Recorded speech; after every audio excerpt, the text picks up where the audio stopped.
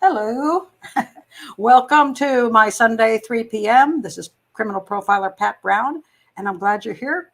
I've been missing some of you during the week because my hangout was not happening this last week because I was doing a show for a serial killer series. So I was completely caught up in that, but I'm glad to be back because I missed you all. So it's so sad not to see you. And thank you, Lisa, for saying you can see and hear me. I appreciate that. You know, last week I looked at my video and it was like really blurry. And I'm like, ugh. So I sent for my much more expensive camera, and UPS had it on its way Friday. And then, of course, it just vanished and it didn't show up. So I'm still using what I got. So let's see if next week I get even a better video. So I'm still learning all this crap. Oh, Lisa says, oh, that's very nice. How are you feeling? I'm not coughing because of COVID. That's pretty much gone, and I'm feeling great. So thank you for being here. And yeah, hopefully you won't hear the because where's my little card? Yeah, because if you go to any of my last shows, I kept holding up the COVID card and hacking away for like God knows how long. So anyway, welcome Carolina and Lisa and Molly and Jessica and Joe and Christine and Annie and oh my goodness. Oh, there you are, Christine. I didn't see you there. And Shelley. Okay. and Martin. And who did I miss? And the other Lisa and Colleen. Okay. And Christina's here. Oh, my goodness. Who did I miss? Did I miss anybody? If I missed you, I'm really sorry. Anyway, before I get started, because this is really, this means a lot to me because of the issue of boxing. And you'll find out in a minute why that is. So anyway, I am coughing. What is this? Before I get started, just let me do the needful as usual. Please, if you're here, if you see this video and you like it, please do subscribe and like and hit the bell for notifications and share with people. And if you do want to come to my hangouts during the week, you have to join Patreon. And I have a hangout during the week and I chat about all kinds of things. And it's a small group. It's my small group of people. And also, you can just support the channel. There are 3 different levels. Just please support the channel because with the demonetization, I really need it. Or you can buy a book. Okay, and just because I accidentally started this a few weeks ago, this is a super chat. So if you'd like, you can support the channel during the show. I may not be able to respond to you right away to say, oh, thank you so much. But later on, I'll look back at all the comments and thank you because it does help. Okay, on to what am I talking about this week? All right. This is a really, really fascinating case. And the reason I'm going to talk about this case, this is a case of Rubin Hurricane Carter. And this guy over here is Denzel Washington, who played him in the movie The Hurricane, which was based on his life, sort of. And was supposed to be a true story. And I'll get to that. All right, so it's absolutely fascinating case. And I want to bring it up because I want to talk about a thing called sources. You have to be really cautious about where you get your information from, what sources that you are going to believe. And we've seen it with Making a Murderer. If you haven't seen my video on that, check that one out, Making a Murderer. That's a documentary that's completely slanted to the defense side and has so much erroneous stuff in it. It's unfortunate. And the same thing happened with West Memphis 3. Whether you think they're guilty or not, check my video out on that. The Hollywood got involved and they started making these documentaries, and they all had a purpose. They had an agenda to get rid of the death penalty, to save these 3 young boys who they thought were being targeted because they wore black clothing and kind of were interested in quote satanic things. So these things are really powerful. When you go to these sources, they're very powerful, especially when they put in the dramatic music and all that. And this movie is a powerful movie, The Hurricane. Let me show you what movie we're talking about here in case you aren't familiar with it. You might not be. This is The Hurricane, and here it'll say based on a true story. And here, The Hurricane. And it was a heartrending story. It is. It really gets you here. And it talks a lot about racism in society and the sadness of that and how it can how it has impacted the lives of many. That's all very, it's important stuff. So the problem is it accurate and is it truthful? And that's where the problem lies. So hold on one second. I am coughing today. Why am I doing that? So this movie came out in 1999. And it's based on Rubin Carter. Let me go back. That's Rubin Carter over here, who was a boxing guy. He was a boxer, had many fights, and then one day he got accused of being involved in a triple homicide. And so, in a triple homicide in a bar, which 2 men came in and shot up the bar and killed 3 people. And was it 3 people? Or was it 4? Now I've forgotten. Hold on a second. Let me go back and look. I forgot for some reason. Hold on a second. Let me just read you what supposedly happened. At approximately 2:30 a.m. on June 17th, 1966, 2 men entered the Lafayette Bar and Grill in Paterson, New Jersey, and began shooting. The bartender, James Oliver, and a customer, Fred Noyaux, were killed immediately. Hazel Tanis died in a hospital a month later, having suffered multiple wounds from shotgun pellets. A third customer, Willie Marins, survived the attack despite a head wound that cost him the sight of one eye. Okay, so it was 3 people died. I just want to make sure I told you that correctly. So 3 people died in this bar that night, and it was horrific. And he eventually got arrested and convicted and spent, I believe, about 20 years in prison. And there were a lot of people then who fought to get him out because they said this was a racist police department and a racist jury that convicted him on a whole concept of racism that had nothing to do with what happened in the bar, and he was simply targeted. All right, so, and that could well be.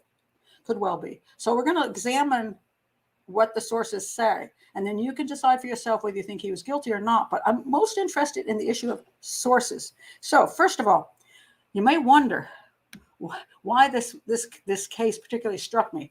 It came out in 1999. I'd been a profiler for about 10 years at that point, but that wasn't the reason. I went because of this. Let me show you. All right. Let's see here. Hold on a second. I've got to find my photos and hope I don't screw these up and leave them on the screen so you can't see me for half an hour, which I have bad tendency to do. Okay, so in 1978, I met this guy. Look at me. I'm so young. And I met this guy. And he's a young man who had moved from Jamaica when he was 15 with his family. And I met him one day, and there we are. Now we're dating, and we get married. And we got married in 1979. And a little while later, I was not pregnant when I got married. Just want you to know that. I had this wonderful little baby girl, and there we are, so happy.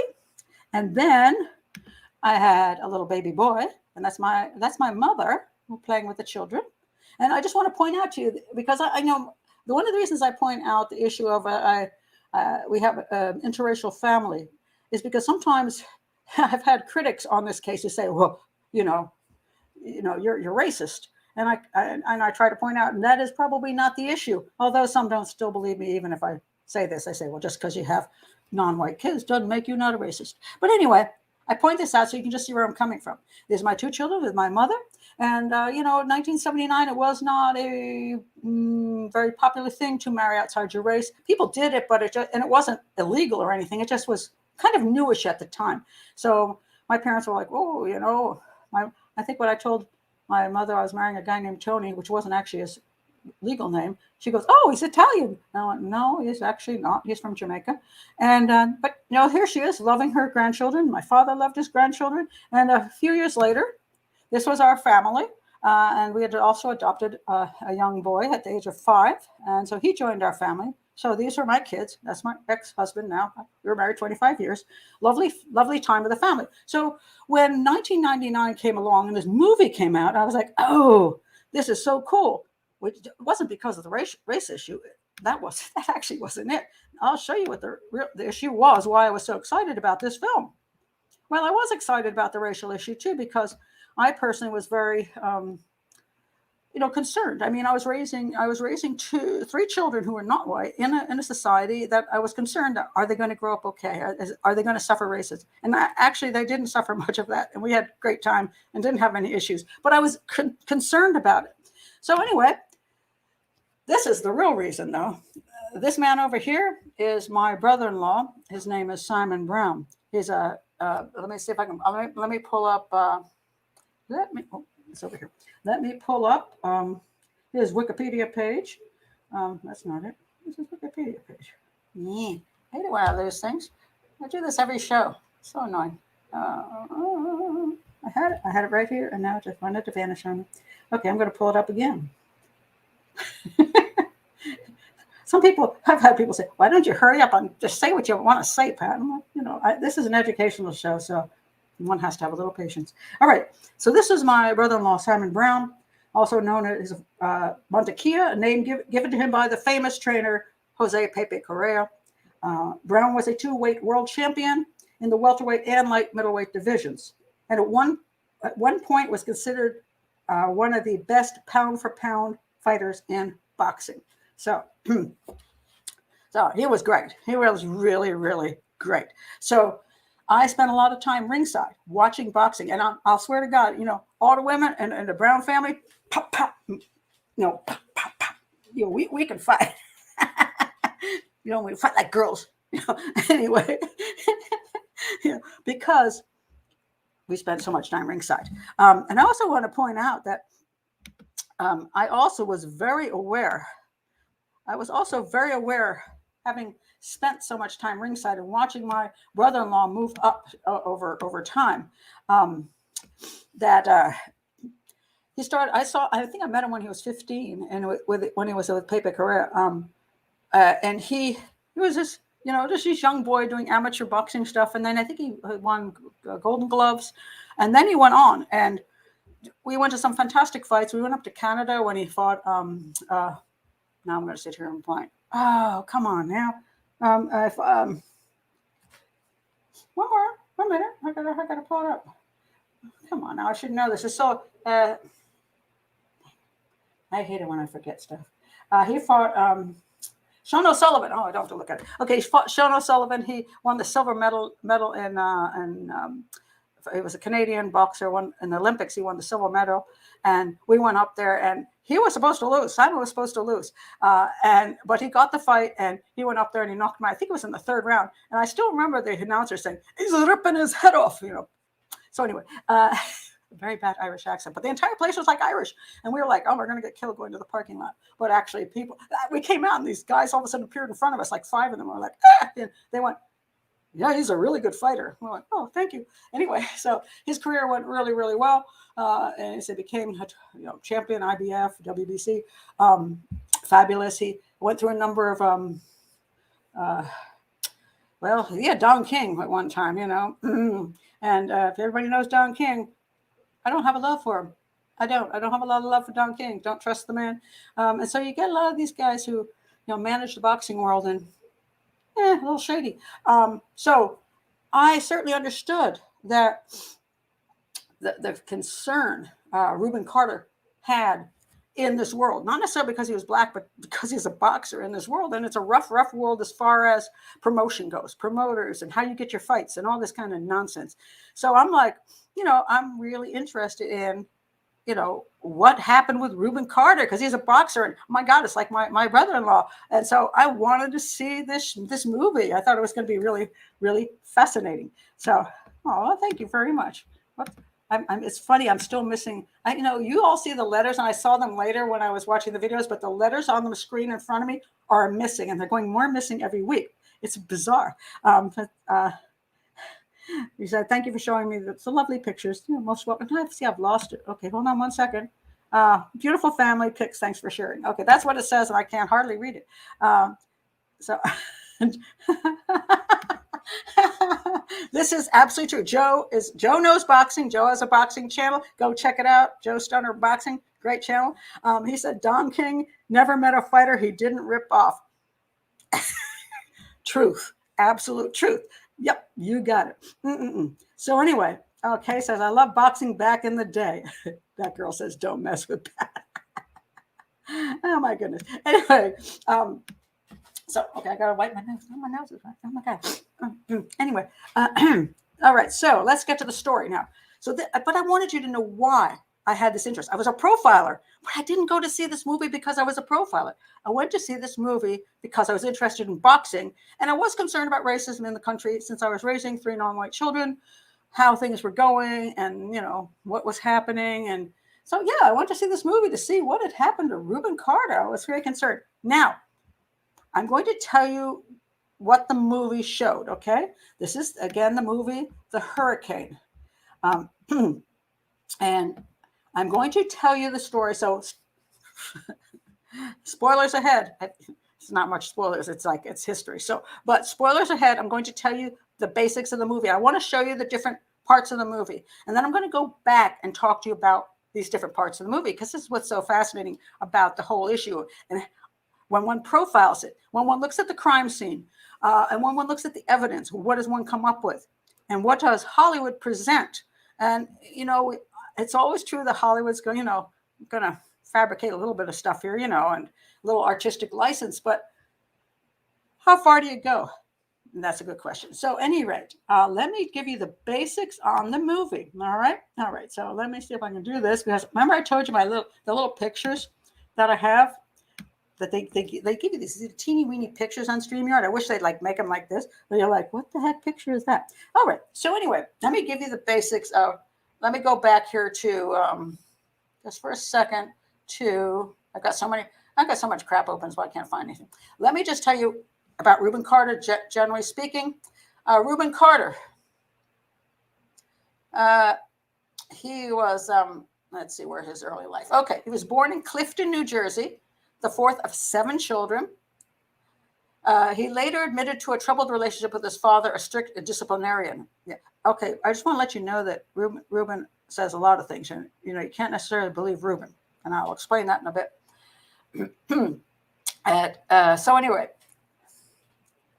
so now let's see what happened with Rubin. So about age 11, and the movie claims age 11.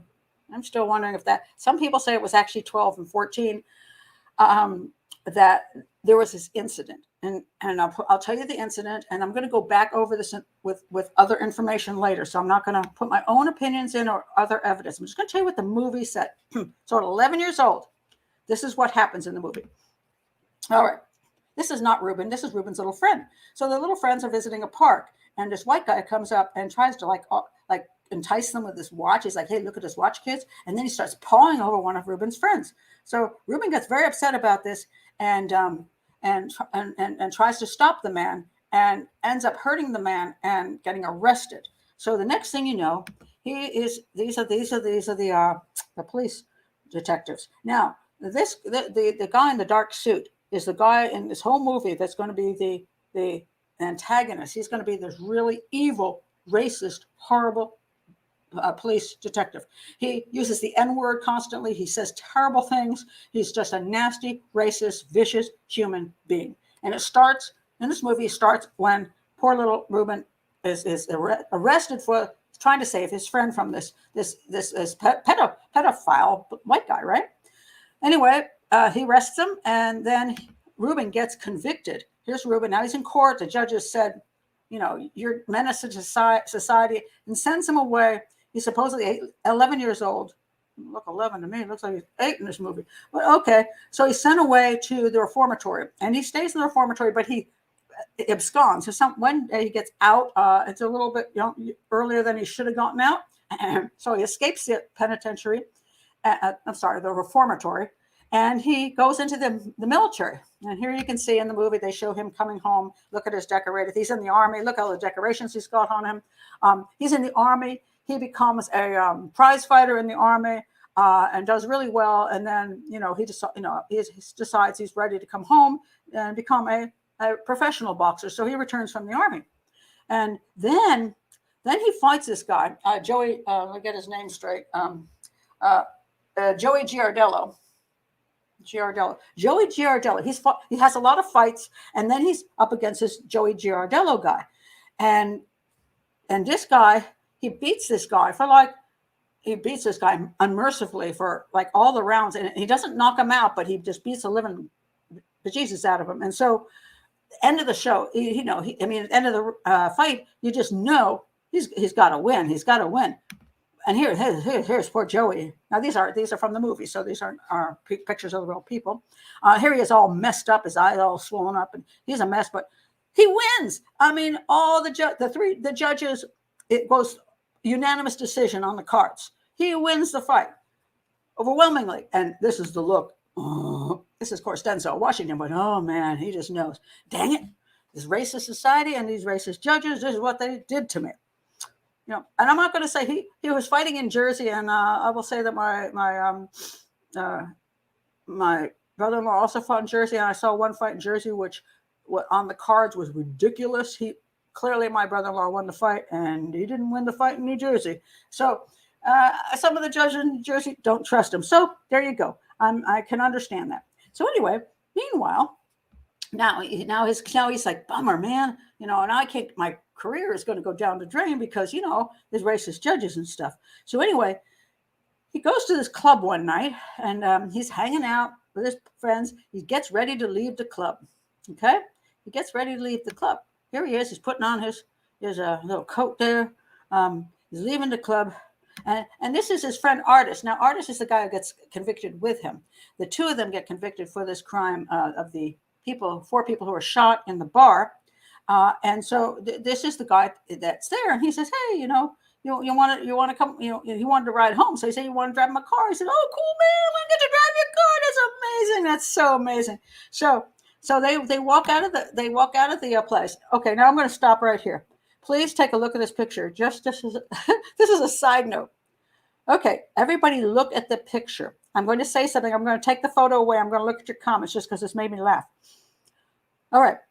This is June 17th in Paterson, New Jersey. This is when the crime went down at 2:30 in the morning. June 17th in Paterson, New Jersey. What can you tell me about this particular picture? Anybody? This is in the movie, by the way. It's in the movie.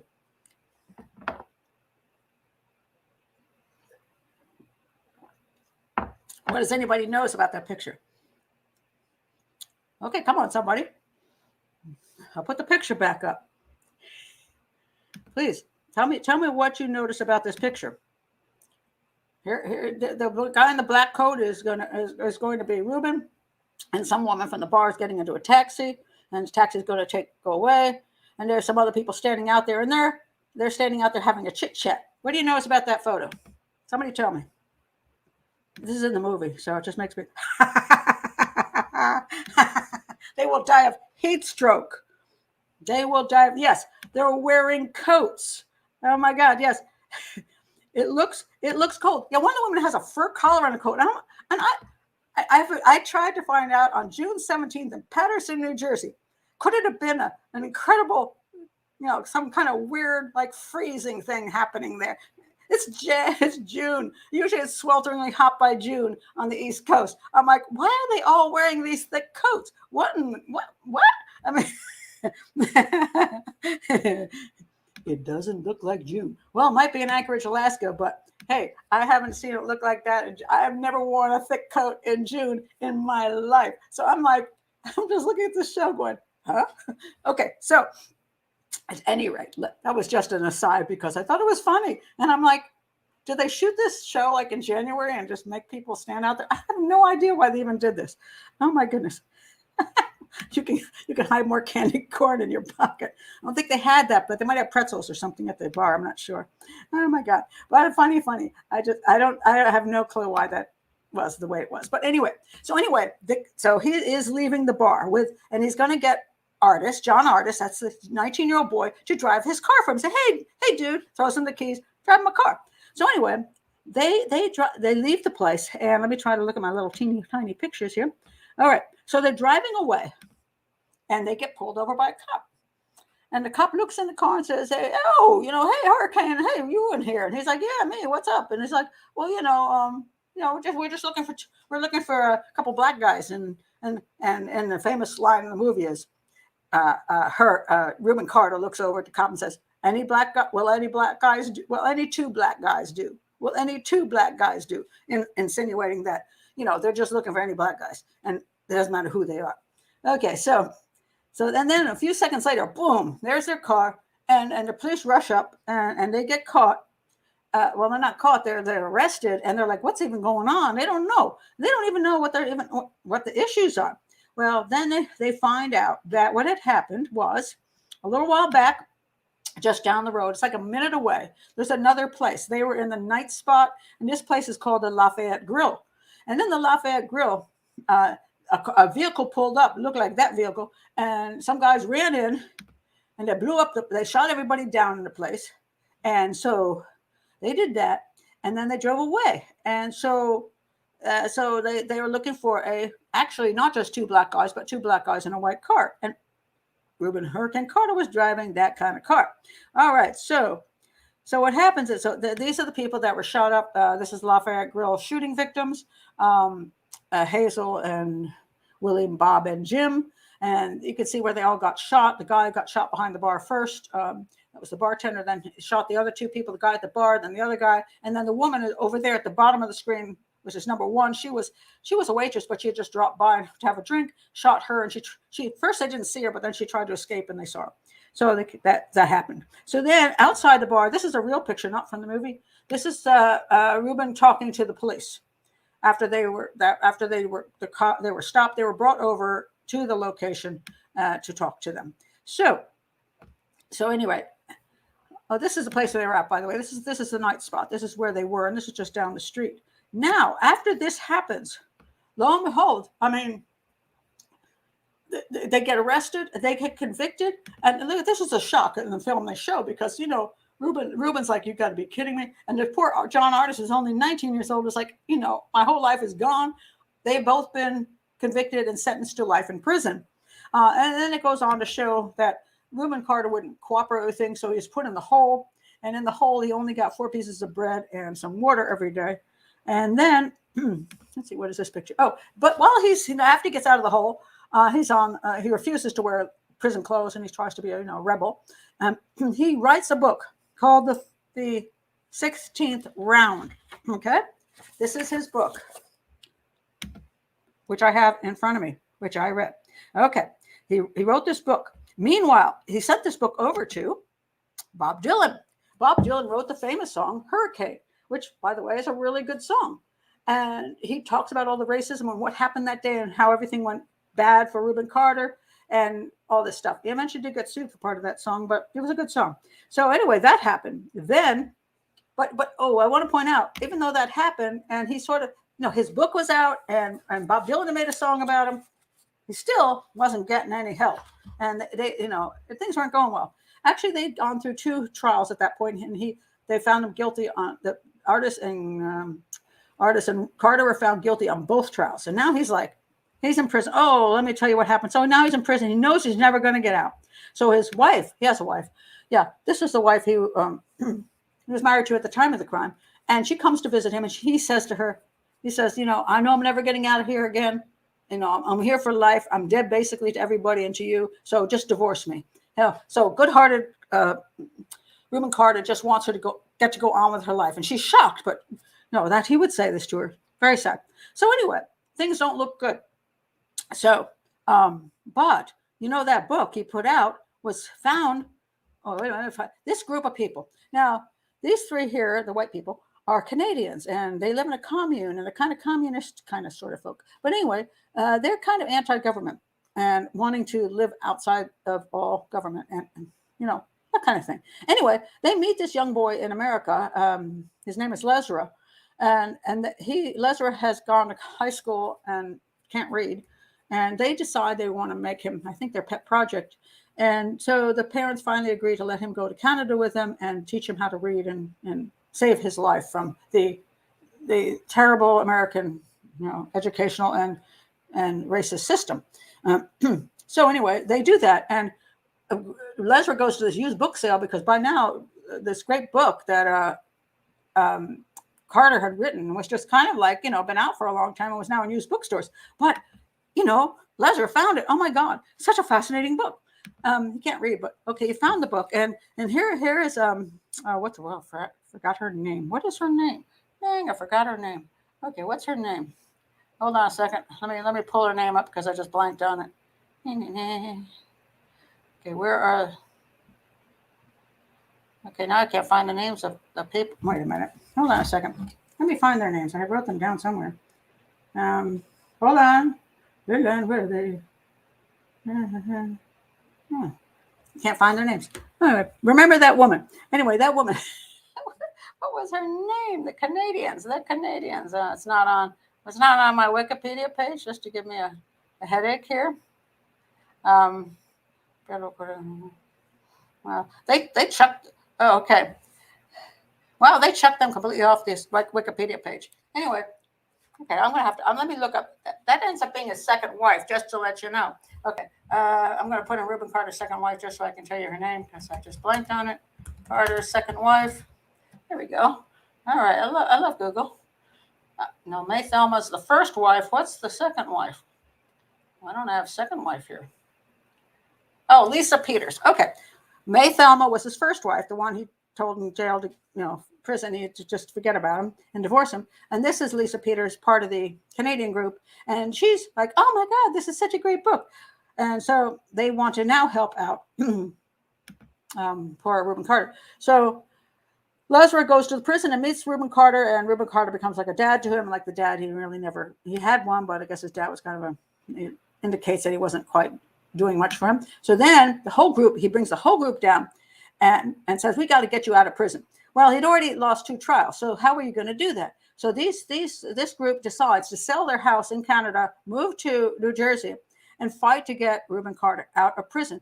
Allegedly because I just think he's innocent, but it's also because they have big issues with the American system. So they do that, and they get together the lawyers who think, anyway, that gets to federal court. That's how they do it. They don't go to state court. They go to federal court on a racism issue. So by the end of the movie, this judge, his name is, Judge, I don't know how to pronounce it, Sorokin, Sarokin, just Judge Sorokin, finds that what he says this is what he says. And it's kind of a brilliant thing. So let me tell you what he said.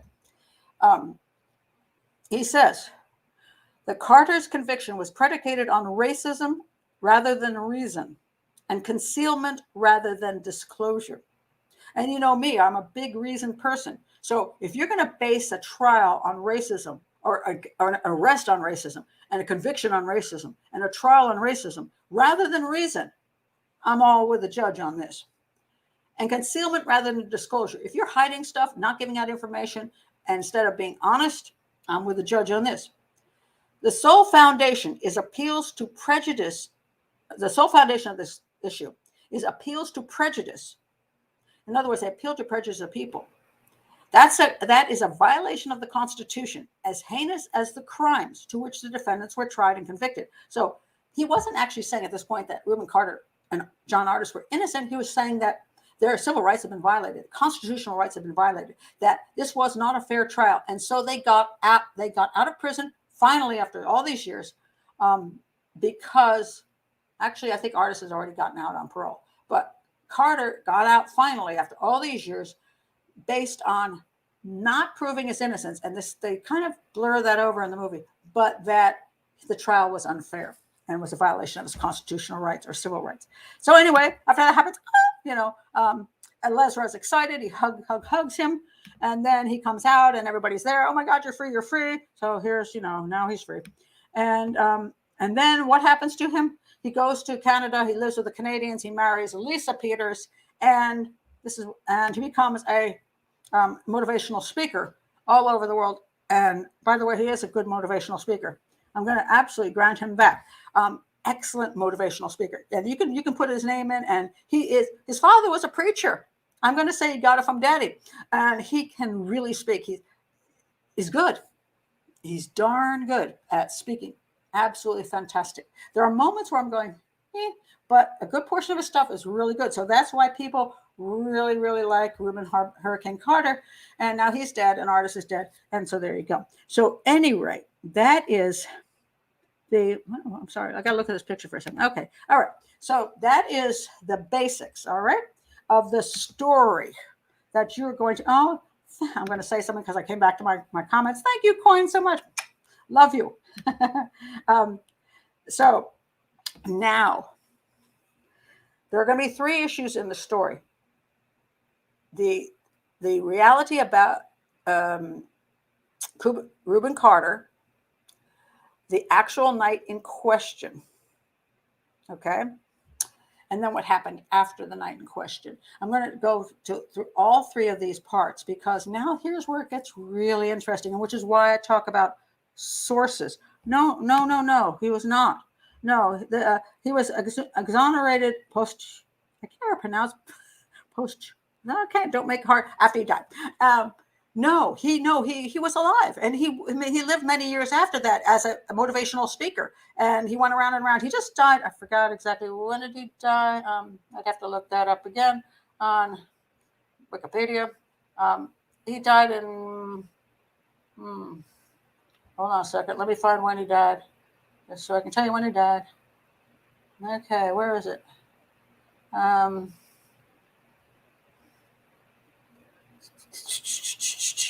Okay, here we go. He died in 2014. So he actually post-conviction. Let's see when he got the federal court action. Let's see when this happened. Post-emancipation. He was an executive director of the Association in Defense of Wrongly Convicted. Not only did he give speaking engagements, he also was the executive director of this kind of innocence project in Canada from 1993 until 2005. So he lived a fairly full life after he got out of prison, which was 20 years in prison. And then, yeah. So no, he died at 75 years old in 2014. Okay, a natural death. All right. So now, all right. Now it gets interesting. So I saw this movie, and I want the reason I want to point this out is that, as I pointed out before, I was on the side of this movie. I totally wanted to see this movie. I was like, oh my God, for Denzel Washington, boxing, racism, I'm all good. So I'm sitting in the theater, bought popcorn, and we start with the first scene when he's a little boy, and this terrible thing happens to him that starts him into being imprisoned for all those years in a juvenile detention center. I'm like, oh, so terrible. I'm watching the movie, and I start laughing in my popcorn. And I'm like, you got to be kidding me. Okay. What made me laugh into my popcorn, I ask you? All right. So I will tell you. I read. What happened was, first of all, I just thought it was a ridiculous story. The claim is that this man showed this gold ring. He came up into this area, and the little boys were playing near these falls, and he showed him this gold ring to get, showed him a watch, and he also had a gold ring. Showed him this beautiful gold watch to get them close to him, and then he started pawing over this young boy he wanted to molest, and that's when Rubin stood up for his friend and tried to save him, and then the man picked up Rubin after Rubin threw a bottle at his head, hit him in the head, and then the man got mad and picked up Rubin and tried to throw him off of a waterfall. And it's a huge tall waterfall. He would have died. And then Rubin found the knife and stabbed him, and that's why he ended up, having this bad thing happen to him. All right. So now let me go back to. I'm going to pull up my. Hold on a second. All right. 1 second. Here we go. All right. Let me read you what I thought when it started getting silly. I wrote this years ago. So he and his friends are playing by a waterfall. Now, a middle-aged white child molester attempts to lure one of the boys with his gold watch. All right. So we just talked about that. And now this goes on. What's wrong with this picture? This whole thing, it makes no sense to me. All right. Let's go back. All right. So actually, he's not really that small a boy. So we're talking about more like early teen boys. You know what I mean? They're bigger. What middle-aged white guy who's got who's got a gold watch, who's a member of the community, as they point out in the movie, like a well-known member of the community, respected member of the community, he's going to go to up to a whole bunch of young teen boys, even if they were 11, they're still kind of big, a whole bunch of black kids in an area where black kids were hanging around, and start molesting one of them. You honestly think that is going to happen? Anybody in their right mind knows that is ridiculous. So I wrote this. A wealthy white man goes up to a group of black kids in the middle of their territory and offers his gold watch. Rubin does an act of self-defense. Okay? All right, he does it. An act of self-defense to save his friends. Of course, Rubin, and what you'll see is Rubin often is the guy that's the savior of innocent people. All right. Now, let's see if I can find this whole thing in here because it's hysterical. Okay, let me go back here because it is. Let me find it in the book because it's even better if I just read it out of the book. Hold on a second. Where is it? Oh, I wasn't going to read the whole thing, but it's just too good. It's just too good. Okay, hold on a second. I got to find it now. Shoot, what did I do with it? Hold on. Let's see. All right. I just got to read this to you because when you look at the movie, one of the issues about Rubin Carter, and which is very important when it comes to his defense, is that he is a good man. He's a good, honorable man, and he's been pursued by racist cops and a racist society, and therefore, there's no way he committed this crime, and he was just taken down because he was black. Okay, now, let's see. Here comes the guy. Hey, come here, fellas, he invited. You want to see something? And he held out his arm to reveal a gold wristwatch, and steadily advanced on us. Don't be afraid, he soothed. I'm not going to hurt you. Now, this is Rubin's book. These are Rubin's words, so I'm not making this stuff up. As he wobbled closer, I guess he thinks he's had a couple drinks, he took off the watch and tried to give it to one of the boys. I don't know about anybody giving away a nice gold watch. Probably not, because if one of the boys got hold of the gold watch, he'd be gone, and he would have no gold watch.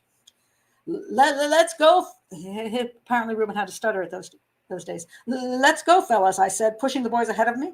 I shoved them down the path where the rest of the gang had disappeared 5 minutes before. By the way, he says the word gang. He actually means gang because he was part of a gang. This is not a group of boys. This is a gang. Come on, let's get out of here, I said, more forcefully, realizing that this man had purposely waited until the others had gone before stopping the last ones in line, us. Now the man appeared to be sober. Anticipating our move, he jumped in front of us to block the path. Hold on there, moonshine. Okay, I'll try not to laugh at this. He sneered sarcastically, removing his wedding band and holding it out for me. Hey, I got something for you, too. He threw the ring and hit me in the chest with it. He threw away his wedding ring? Now my premonition had developed into fear. I shouldered the boys in front of me, trying to push them past the roadblock, and barked at them in the most menacing tone I could muster. Oh, all right, you guys. Once again, my inability to speak without stuttering foiled my plans. The man grabbed one of the boys around the waist and dropped to his knees, pleading, "Oh, please. No, please, you stay with me, darling. Let the others go if they want to." That was the straw that broke the camel's back. Something was terribly wrong with this fool. He must be crazy or something, I thought. He wasn't drunk at all. The boy struggled furiously in the man's clutches, trying desperately to free himself. Then he shouted out in alarm, "Hey, what you trying to do, man?" "Oh, come on, sugar," the man whimpered miserably, fumbling with a struggling boy's belt. "Be good to mama, darling, and I'll let you keep watch." Look out. I'm not going to say the word MF because I'll get demonetized more. The frightened boy screamed, punching the man in the face. "Turn me loose, man, turn me loose." But the white man suddenly picked the boy up and threw him viciously to the ground, straddled him, and tried to pull his pants down. Why, you black bastard, you... maybe I got demonetized. He growled spitefully. Now I'm going to take some. I could feel fear and anger erupt within my body, the anger dominating the fear as the man's malicious words echoed through my mind. He had used the word black as though it was something nasty. A stinking MFer who was trying to force us into an indecent act had the nerve to call us black with the implication that we were nasty because of our blackness. I reached down and picked up a large soda bottle that was lying at my feet. Wasn't that convenient? And it was not a plastic one. I yelled a warning to the man. He's always a good... Rubin Carter will always warn you before he hurts you. Good guy. I yelled a warning to the man to let my friend go, but that slobbering punk clung tenaciously to the boy's waist. Realizing that the man wasn't listening to anything I said, I reared back and threw the bottle with all my might. I wanted to bust that sissy wide open and prayed my aim would be true. The airborne bottle streaked through the summer air, twisting and sparkling, caught in the ebbing rays of the fading sun. It's not really the greatest writing. Thunk. It splattered against the man's head, and he toppled slowly to the ground, blood gushing from his wound. Run, run! I shouted in alarm as the man groggily regained his feet. But my partners needed no second invitation. They ran like reindeers. Reindeers? In my concern, now this is a great line. In my concern for them, however, I had somehow neglected to protect number one. Because, Rubin is that kind of guy. He always cares about other people before himself. And now I found myself dangling in midair. He had grabbed me by the neck and thighs and was holding me up over his head. Now I'm going to say 11 years old is probably not true. Now he's not the biggest guy because he was always a shortish kind of fellow, but I'm going to say, he's like 12, 13. I don't know that this white guy, middle-aged man can pick up a young teenage boy and hold him over his head. But anyway, aha, you black bastard. You, the man's bloody voice laughed up at me. I got you now. And I'm going to throw your nasty ass off over that cliff. And with that, he started walking toward the Passaic waterfalls, 20 or 30 feet, holding this kid over his head. Alrighty then. I begged and I pleaded, I kicked and I hollered, fighting desperately to break away. But the man was too strong for me. I cried and begged some more, but nothing seemed to affect him. I looked down, panic-stricken, as we neared the edge of the cliff. My eyes fell on the bloody gash on the man's head, and for some reason, it reminded me of the scout knife in my pocket. Now, if a person is a psychopath, by the way, for some reason, usually means lie coming next, or I'm full of crap, and this is not really the way it happened. For some reason, just happened, It reminded me of a scout knife in my pocket. And since I had my hands free, so it was like, I guess he was being held over his head and he could reach his pocket. I reached into my pocket and got my knife. Lucky kid. All right. Really lucky kid. You better put me down, man, I warned him as we were 2 or 3 steps away from the cliff's edge. Again, I'm going to warn you because I don't want to do something mean to you. I'm going to give you another chance. Shut up, you no-talking son of a bitch, he snarled at me, now standing on the very edge of the cliff, because tomorrow there'll be one less N-word in the world. You. I cannot record precisely the thoughts that went through my mind then. Time and other similar circumstances have withered my recollection. So, or you're making it all up. But this man frightened me, scared me like that cop had on my first arrest. Oh, wait a minute. There was another arrest, Rubin, before this happened? First arrest. Actually what happened was Rubin was kind of like a bad kid. He was running with a gang, or running the gang. His dad, he stole stuff. One day he stole clothing, and his own dad turned him into the police. Now, when your own dad turns you in, that usually means you're an incorrigible, that your dad doesn't know what to do anymore. So he had already had arrests prior to this. Oh, he mentions that in passing. And I wasn't about to let him hurt me if I could help it. Because somehow this crazy white man throwing him off a cliff reminded him of a cop on his first arrest. I don't know where the relationship is, but okay. I took my knife and tried to break it off in his head. I think that part's true. Ow, you stabbed me, he shrieked, throwing me to the ground. Luckily not off the cliff into the waterfall. He was nice enough to turn around and dump him. And kicking me in the stomach. Oh, you've got it coming now, boy. He charged at me as I struggled to my feet, the knife still clutched in my hand. Oh, my goodness gracious. Here was a situation in dire need of a diversion. If there was a God, now is the time for him to show himself. Now he brings God into this. I don't know what it has to do with anything. Here I was faced with defending myself against a degenerate old man.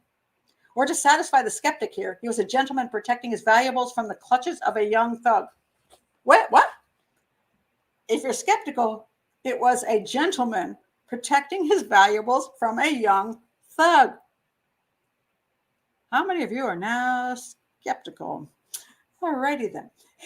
I am pretty skeptical. I'm going to go with a young thug. But anyway, whichever version the reader cares to assume for his own personal satisfaction doesn't matter to me, because I don't give a crap what you think.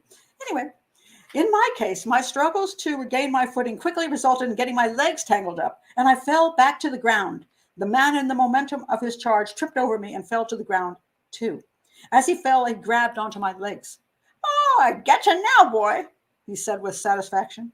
Please, mister, I begged, frustrated with my speech, tears flooding my eyes.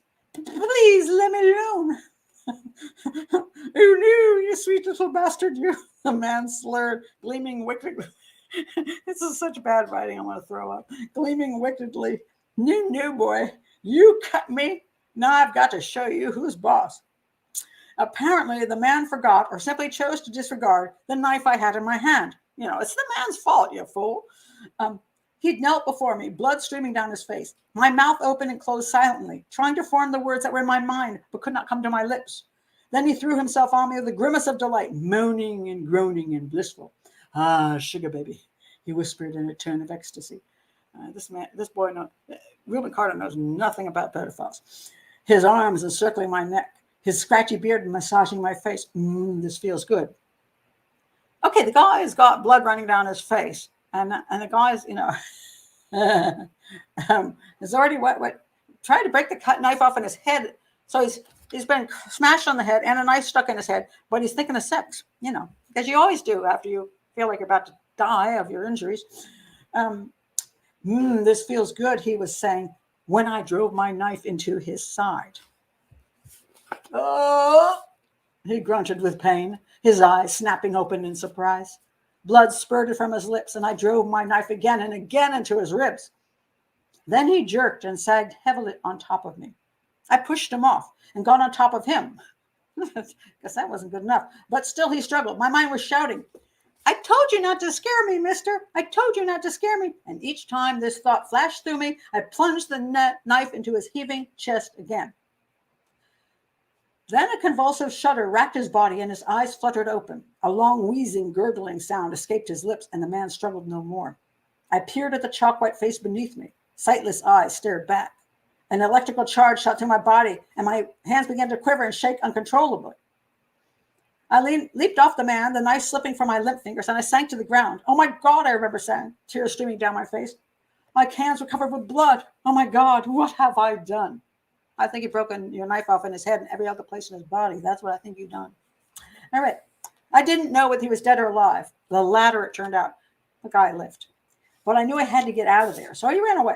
Anyway, that's the actual story of supposedly what happened according to Rubin Carter. But it gets more interesting. Remember, the police, he gets arrested. The police bring him in. And then this mean, horrible police detective who's going to be after him all the way through that, the quadruple shooting in the bar and the 3 people getting murdered, is still after him. This is the guy. Actually, it isn't the guy.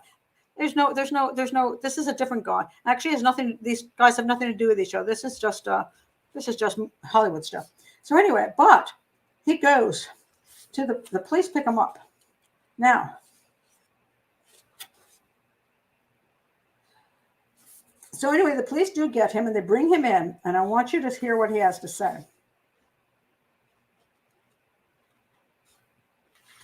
Let's see.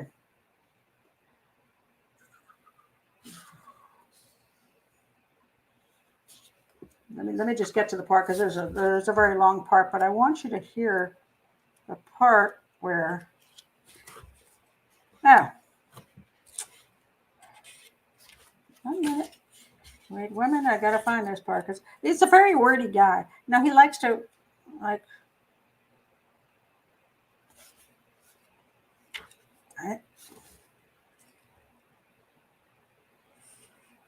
okay. Let's see. Let's see.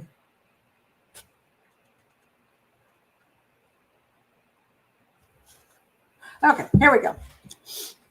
I want you to, I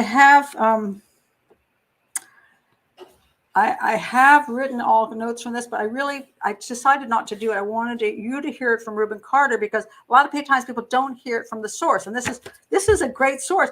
This is Rubin Carter writing himself. If he wanted to cover up something or make himself sound better, this is a place to do it.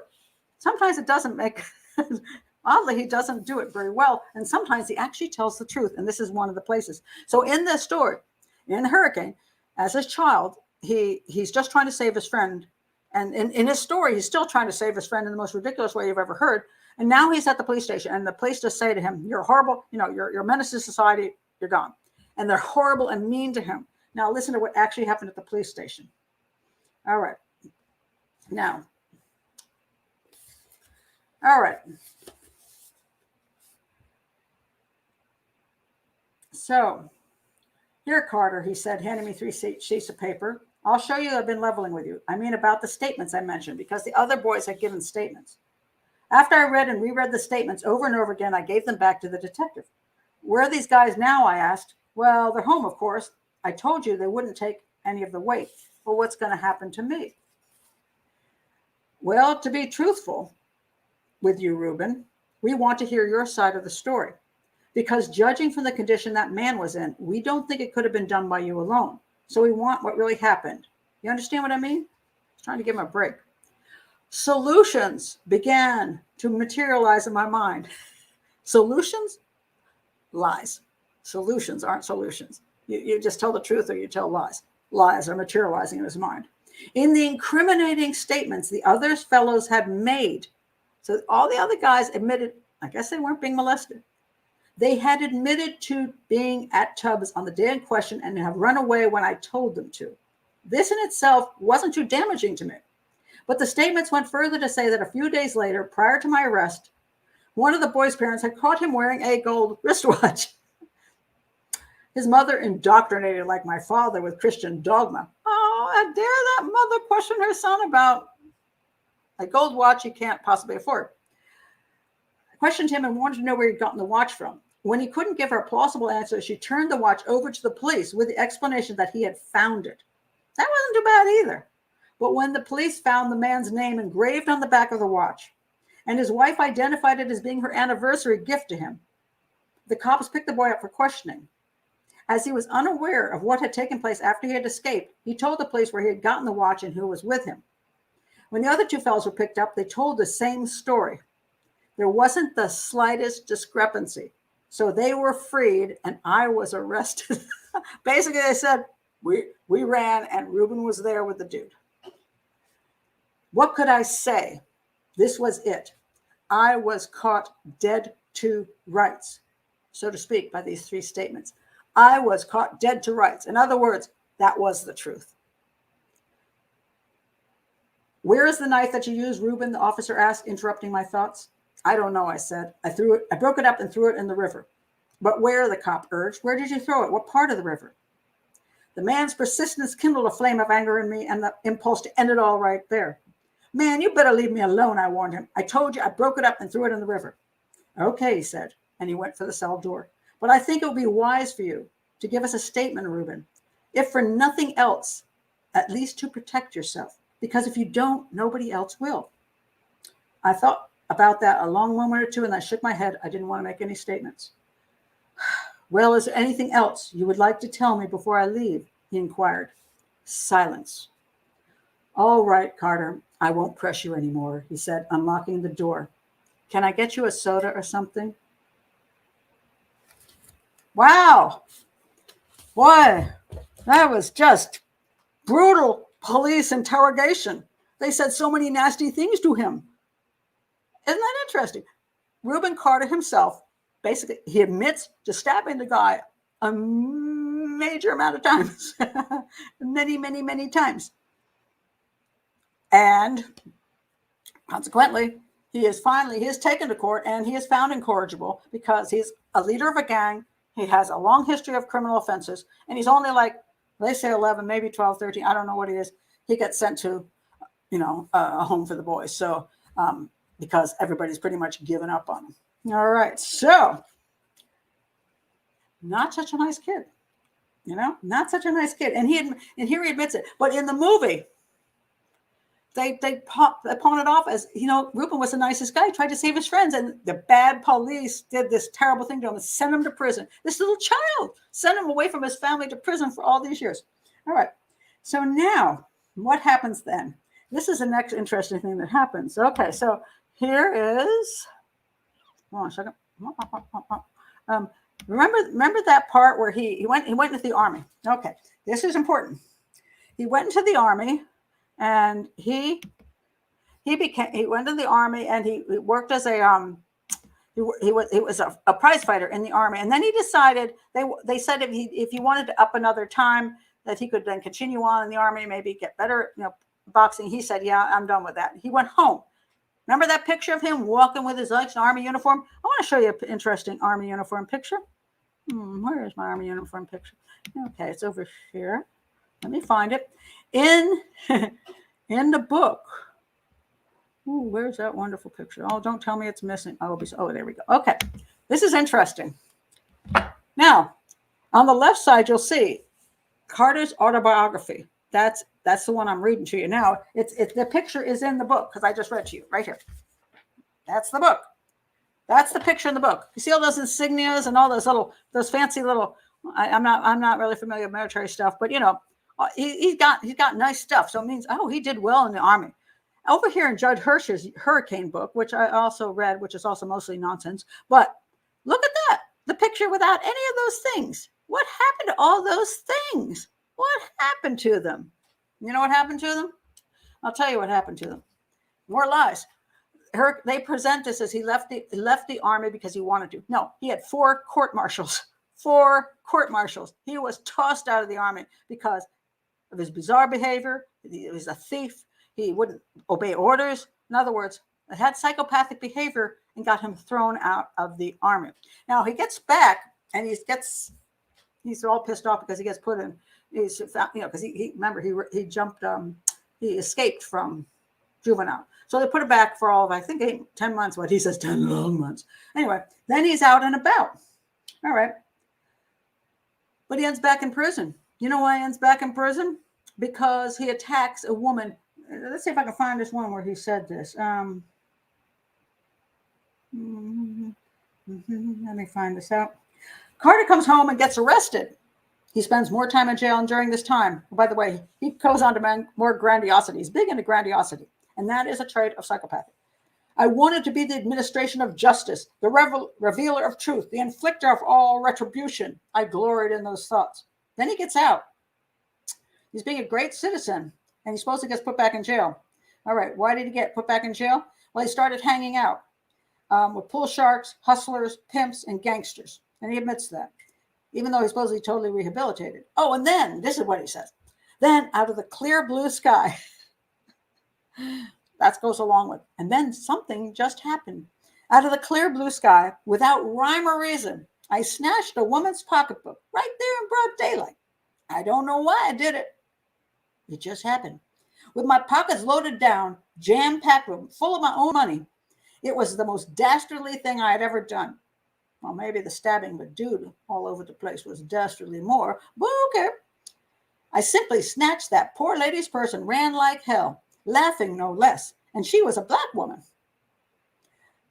Little A, that's his thug friend, little A, ran with me. But since I really didn't know what I had done, what I was doing, that was his mistake. What?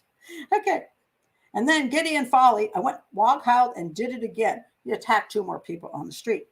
No, they didn't surprise me when they finally arrived. On the contrary, I was glad. Oh, yeah, he was glad He wanted to be a good man again, I guess. Then he got 3 to 9 years in prison. And we're probably not hearing about all kinds of other crimes he probably did. All right. I want to also mention this that he said. This is a statement he made. I want you to pay attention to the statement. I believe that everything I have done in life has been natural and logical for me to do under the circumstances. If, by chance, I performed a gracious deed, I lay claim to no credit. If I committed a crime in the eyes of society, I took no blame. I felt no more responsible for my actions than the wind.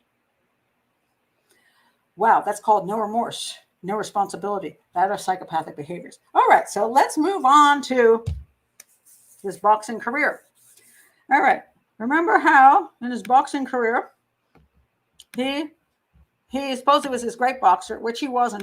He had potential. I'm not going to say he didn't have potential. With my picture. Seriously, am I missing it again? Okay. Something went missing on me again. All right.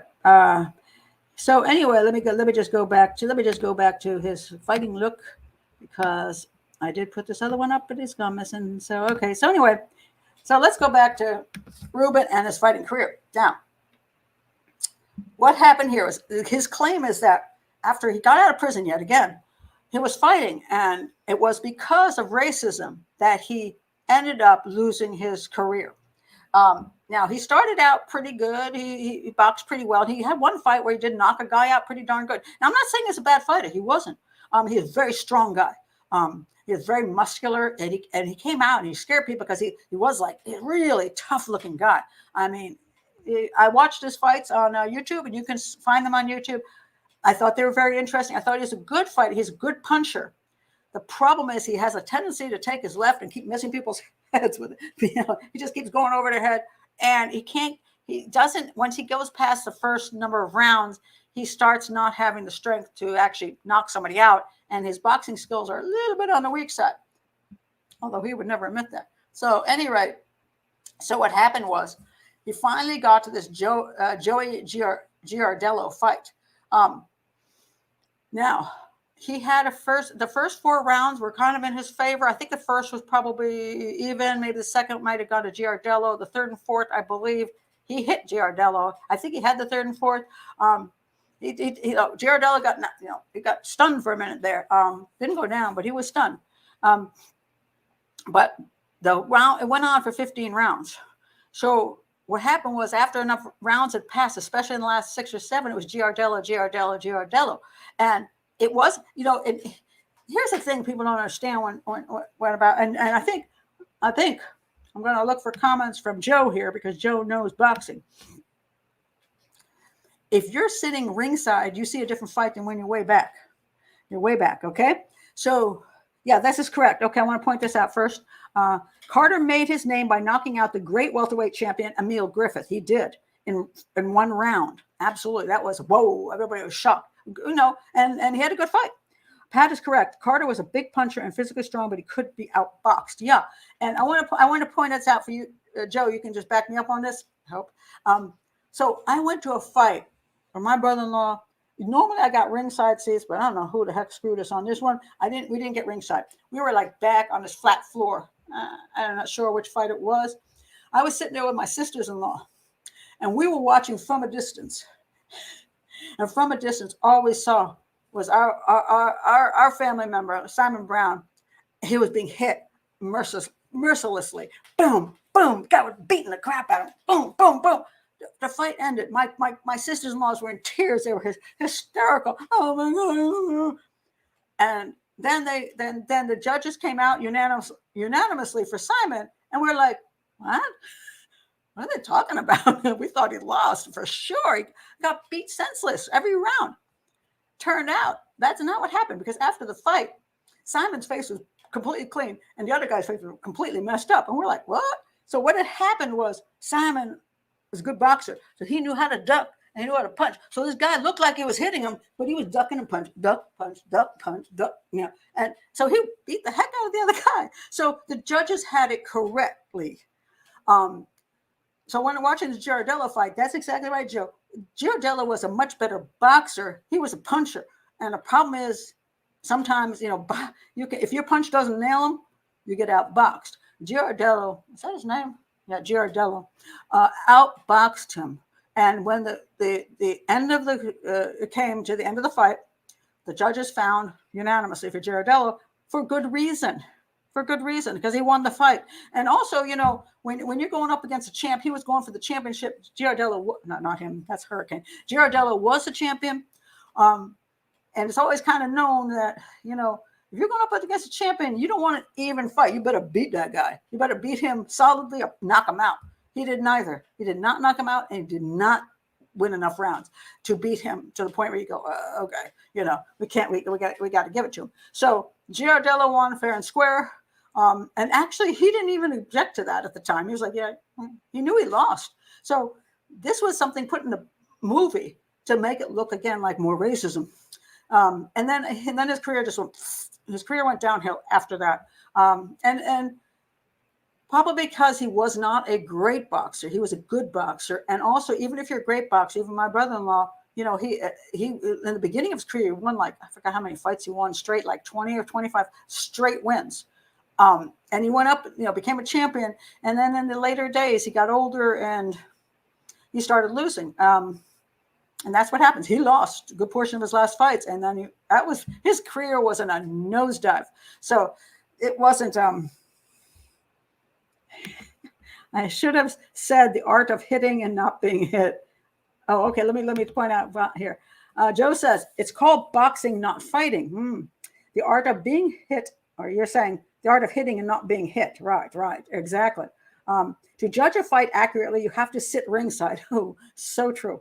Watching from a distance can be very deceptive. Yeah, we are on the same page there, Joe. I mean, it's like, that was a shocking fight to me because we thought he had lost hands down, and it turned out, I mean, that guy had never hit him hardly at all because we just couldn't see it from where we were sitting. So that was a very interesting thing to have learned. What is Martin says? I was going to say, I think I've mastered the art of being hit. Don't do that. Don't do that. And Star Child says the best boxers have good footwork. That is indeed true. Yep. So this is the way it went down. So the movie again presented him as this guy who had been unfairly lost because he was black, essentially. And that's just not the way it went down. I'm not saying the boxing world isn't a brutal world. I'm not saying it is not always fair. And I've got stories, and I'm not going to tell them on YouTube. But no, that wasn't it. Okay, so now we come to the crime. And now we got a guy here, in my opinion, exhibits a massive psychopathy. He's been a violent criminal all his life. He lies about literally everything. He's not the greatest guy in the world, but you can see he's a slick talker. And when you look later at his speeches that he gives, he's good. He's really good. He's very slick. He's kind of a con artist is what he is. He's very, very much of a con artist, very slick con artist. And you'll watch these things, you go, I kind of like this guy. But you have to pay attention to certain little things, which were little red flags to me. I'm not going to do those today because I'm talking about this crime. But so far, he's exhibited some really questionable stuff. So let's go to, so now we know he lied as a child. He's a violent criminal. He was court-martialed in the army. He was thrown out of the army. He committed more crimes. And he wasn't the greatest boxer, and nothing had to do with racism there. Now, did racism exist in that time in New Jersey? Well, yes, it did. I mean, I'm not saying it wasn't. I'm glad my kids weren't born then. I was married to my husband in 1979. My kids came to the 80s and 90s, and it was a good time. But the time that he was dealing with it wasn't quite as good. Now, let's go to what happened that night, and here becomes another very interesting. Let me see if I can find this. Okay. I've got lots of materials here, so I got to figure out which materials to go to next. All right. All right. All right. Now, the evening of June 16th, 1966. This is 17th is when the crime went down. All right. So now let's go to crime. All right. one of the things I want to point out right away. Okay, well, let me start with, all right, let me start with this. All right, these are the two locations. This is the night spot. This is the Lafayette Grill. They're very close to each other, and I'll show you a picture of how close they are. If you look over here, this is, I can't see now. Okay, that's the Lafayette Grill, and right there is a night spot. You see that? That's it. That's it. That's from one to the other. It'll take you a minute to get there for that. Okay, they're very close. On this particular evening, there was 6 hours before this happened, there was another crime. And what happened was a black guy who owned a bar, this white guy came in and was pissed off at the black guy. It was a transaction issue. I think the black guy bought the bar from the white guy, something like that. And he hadn't paid up something. It wasn't a racial thing. It was a transaction thing. And the white guy shot the black guy dead.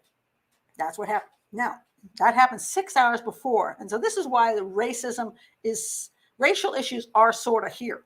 Okay. Sort of here and sort of, it depends how you look at it. All right. So then let's see what happens with Rubin Carter. What should I say first? Okay. Because there's so many stories about this evening. If you remember back to what I told you about what happened, was that supposedly Rubin Carter was out having a good time. He came back to the night spot, and there's where he saw Artis on the dance floor and said, "Hey, you need to ride home." And Artis said, "Yeah, he said, "You can drive my car." And he said, "I got to get to drive your car. Isn't that cool?" And they went out, and then they got arrested. All right, stopped and then arrested. All right. Now the question is, what was Rubin Carter's relationship with John Artis? Because John Artis is like 19-year-old kid. And I didn't have much of a history in the background of being a criminal. And the claim is from the movie that he didn't know John Artis. He knew of John Artis. So when he went in, he saw John. He just said, "Hey, come along, kid." And the kid wanted a ride. So he said, "Okay, sure, come along." John Artis asked him for a ride. So he really wasn't aware of him that much. But the story gets really interesting. All right, I'm going to read you different versions of this, and I'm not sure I got them in the right order. All right, evening of June 16th, 1966. Carter is seen at home in the bosom of his family, his wife and daughter watching TV. But poor Carter gets a call from his new personal advisor and needs to meet him to discuss a possible fight. Carter says he's been out of the action so long, meaning he's got no money, so he's jubilant at the thought of a match. He leaves the house at midnight, 12 a.m., to go to the night spot. Okay. Wait a minute. Let me see if I can find it in this book first, because I want you to hear it from his words, because I want you to realize that I'm not making up stuff. I'm going to also read you what Artis said happened that night, and then another version of it. And this is why the police had a few issues with this whole thing. Okay, where's okay, hold on a second. It's a long book. I got to find out. I thought I put a thing in there. Hold on a second. Okay, here we go.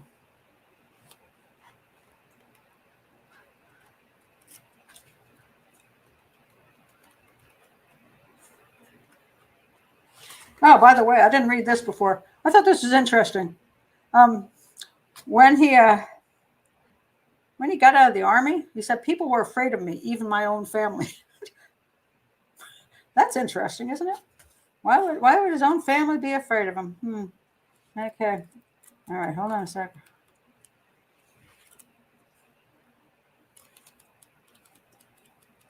Oh, come on. I hate it when I lose things. Oh, hey, wait a minute. Okay, it's got to be in here. Oh, okay.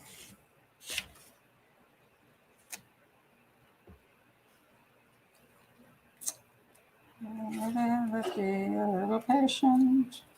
Okay.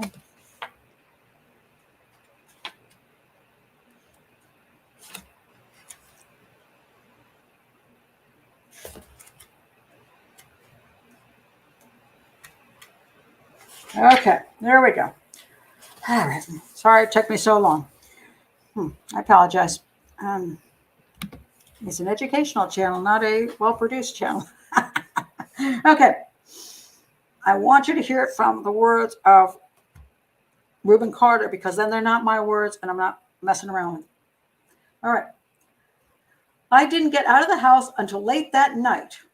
And before I turned to the downtown Bridge Street near midnight, remember, we do have the midnight thing going here, I had picked up a passenger, John Bucks Royster, the friendly neighborhood alcoholic, though damn good people.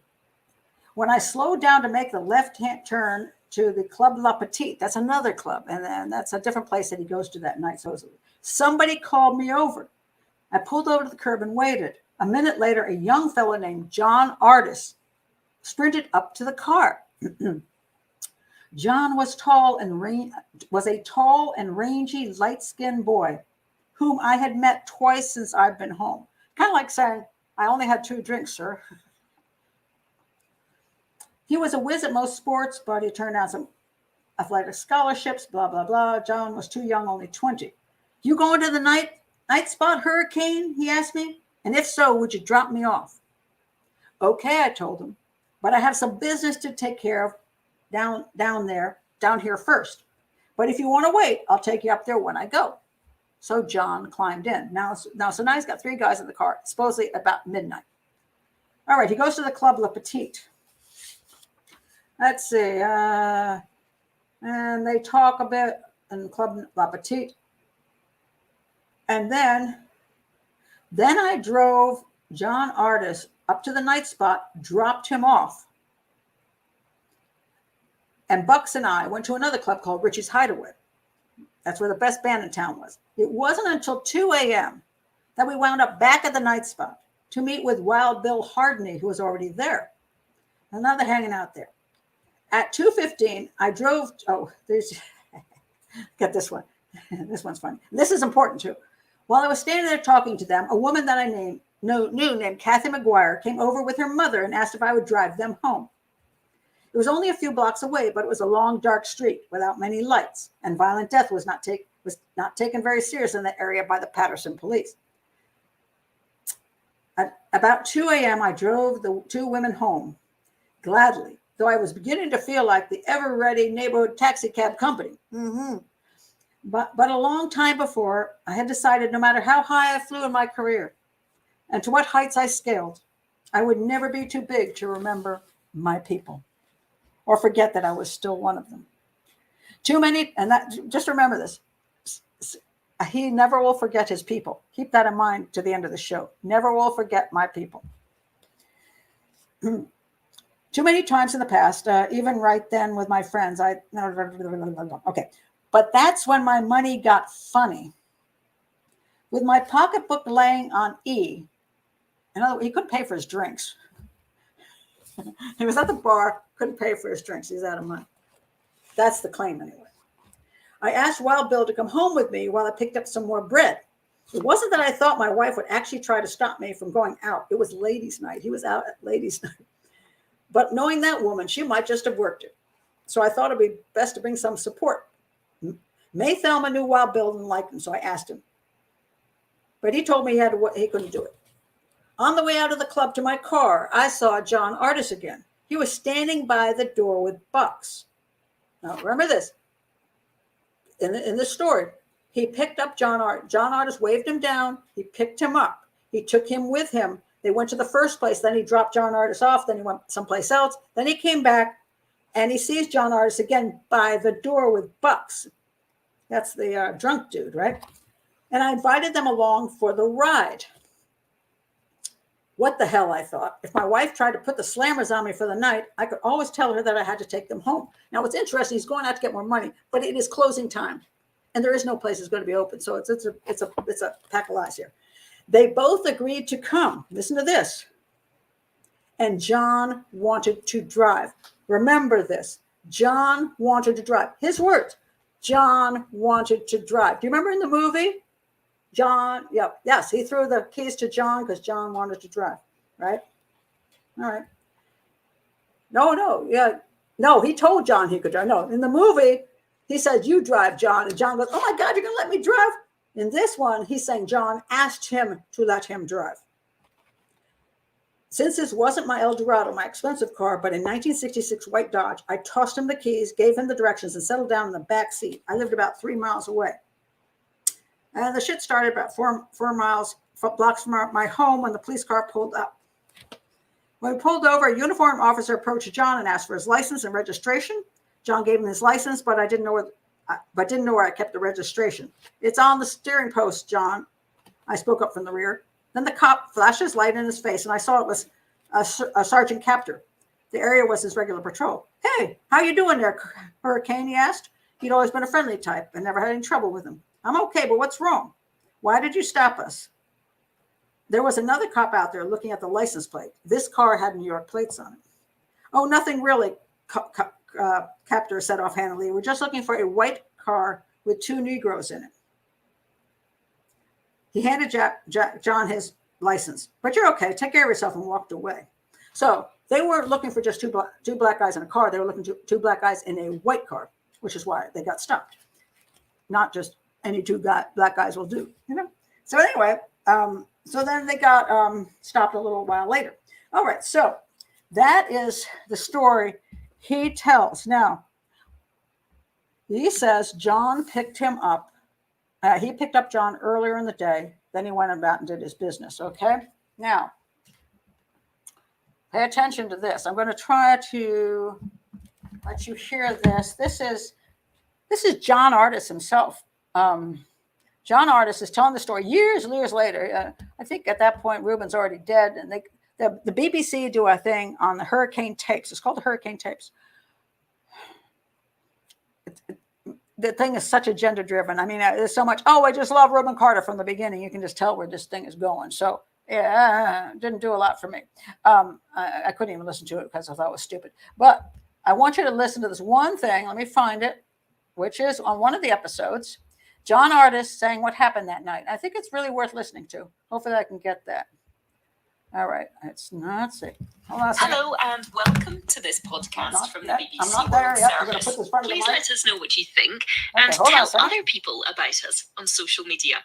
Podcasts from the BBC World Service are supported by advertising. The location, which move this up. Okay, here we go. Ready? Here we go. Some of them even call me dancing boy. They would announce if I walked in. Okay, I'm gonna. I see that night. I can see the whole journey for the past 50 years. A simple night. My thing was I like to dance.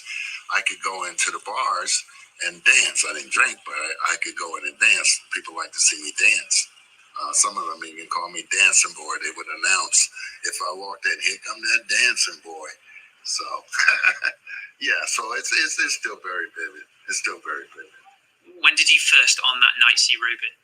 Well, I figured it's time for me to go to this club, the night spot, which was the real happening spot, and have some fun.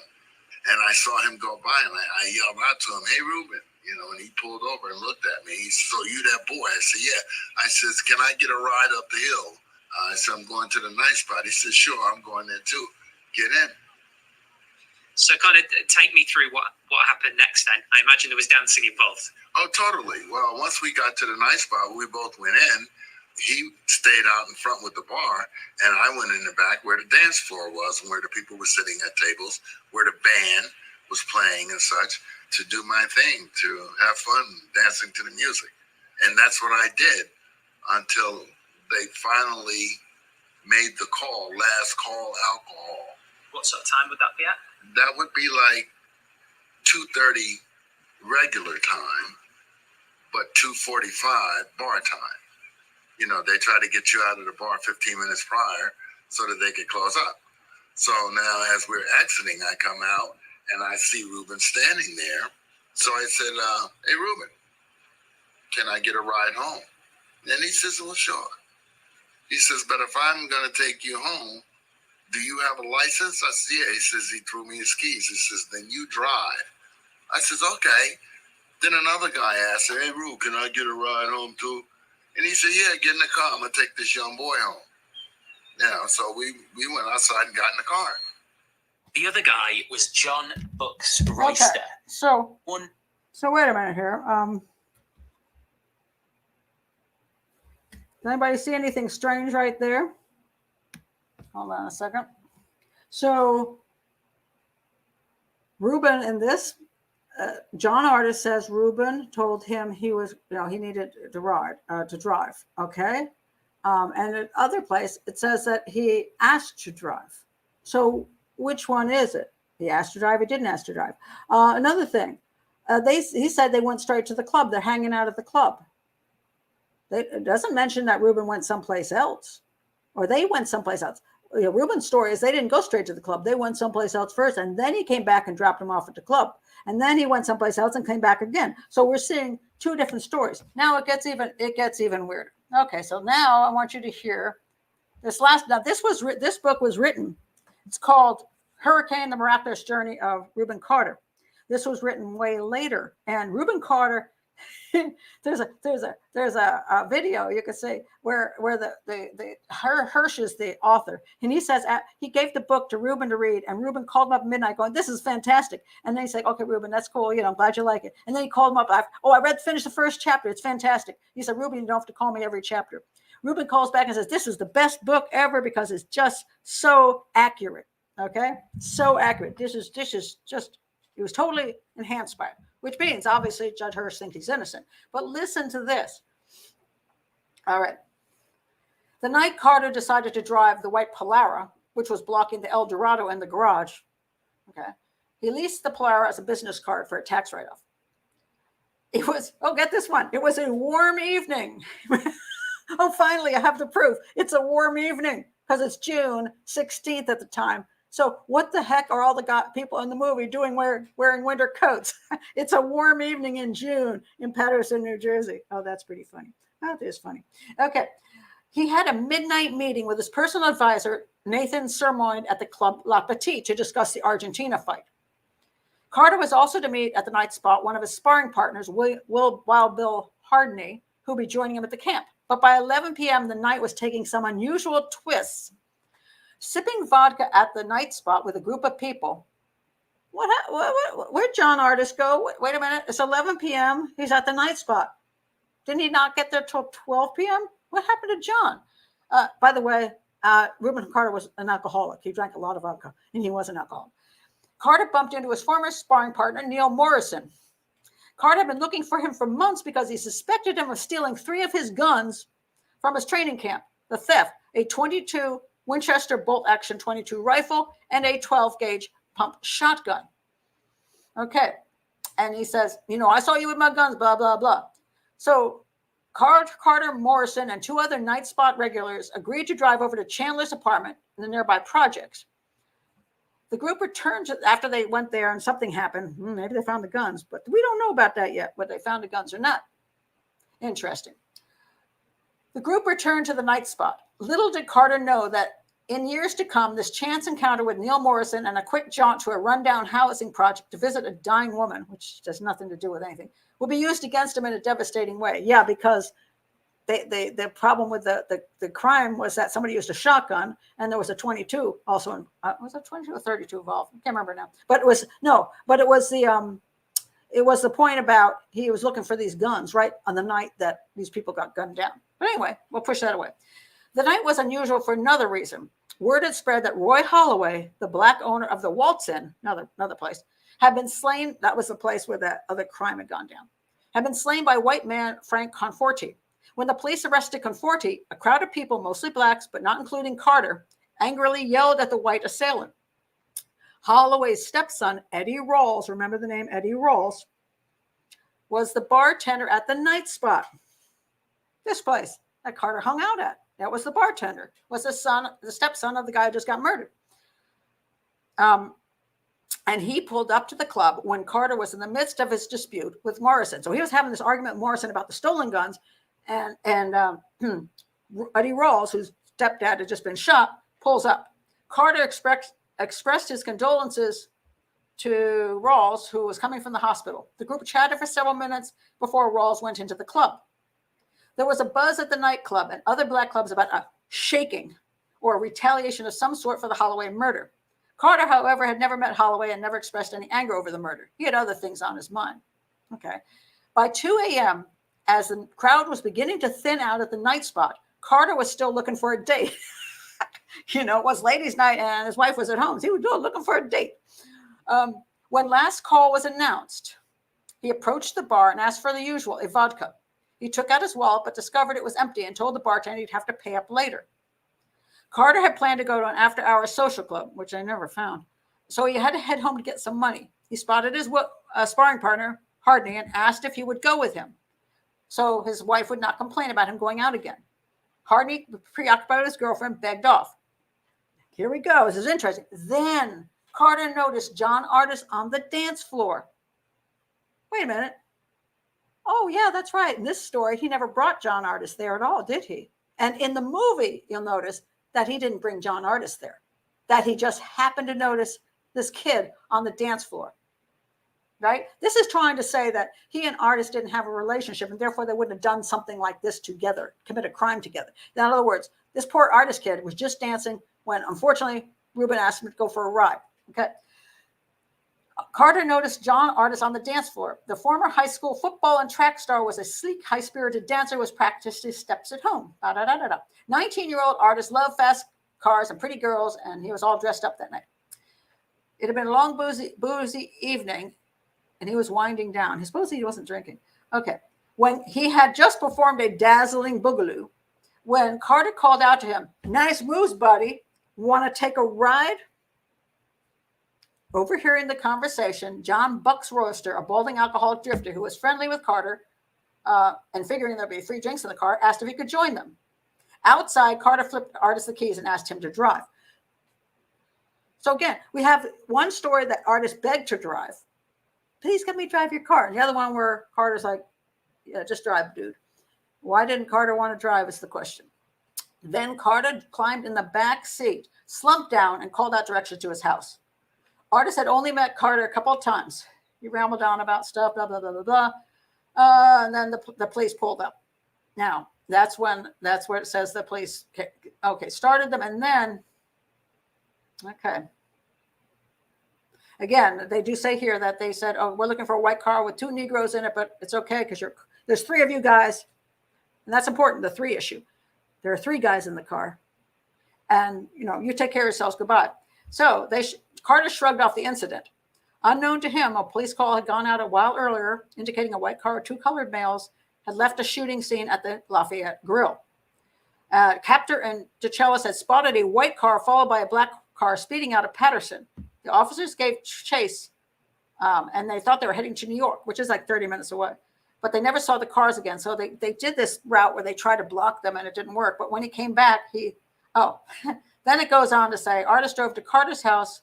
Carter went inside and collected $100 and told his wife, T, and they called it T, they were going back out. The trio returned to the night spot, which was closing down, which he knew. So Carter instructed Artis to drive to Club Le Petit, but they discovered that was closed. He goes to these clubs all the time. He knows exactly when they close. This is bullcrap. And then they decide to call it a night. And then he stopped again, and the police take him. And this is where things supposedly go badly. All right. So, all right. All right. So now we have a question of why did the issue of as to why the police even focused on Carter. It was because when the person shot up the place, the 2 men shot up the place, they left in a white vehicle. And one of the women upstairs who lived upstairs looked out the window and she saw that white vehicle. She described the white vehicle exactly. The taillights, she said it had a plate with, I think it was a dark plate with a yellow line, a blue plate with a yellow going around it. It was a New York plate. I think Pennsylvania also had one of those, but New York plate, not a Jersey plate. So she identified the type of car, which is the white car, and then she identified the taillights, and then she identified the license plate. That was what they were driving. Now, it's 2:00 in the morning. No, actually, it's 2:30 in the morning. Yes, there are people going around. It's not the weekend. It's not the weekend. It was ladies' night. It was the middle of the week. 2:30 in the morning. How many white vehicles with those taillights and that license plate do you think would be found that close to where the crime went down? I'm going to say pretty much not too many. And the whole question about why they were chosen to, why they looked at them because they were black. Well, it's because the woman who looked out the window said there were 2 black guys running away. It's because the guy who, there was this crook who was around, who actually was like lurking around the area, and he went in and then he stole money from the register after the people were dead. He was a little local sleazebag. And he said there were 2 black guys. He saw the 2 black guys. And then the guy who survived saw 2 black guys. I mean, there's 3 witnesses that saw 2 black guys. It wasn't like they were just making up something here. They were just picking out black guys. There were 2 black guys in a white vehicle. And Carter had the white vehicle. And so they also, so let me give you the details on, so then they let me see if I can find this here now.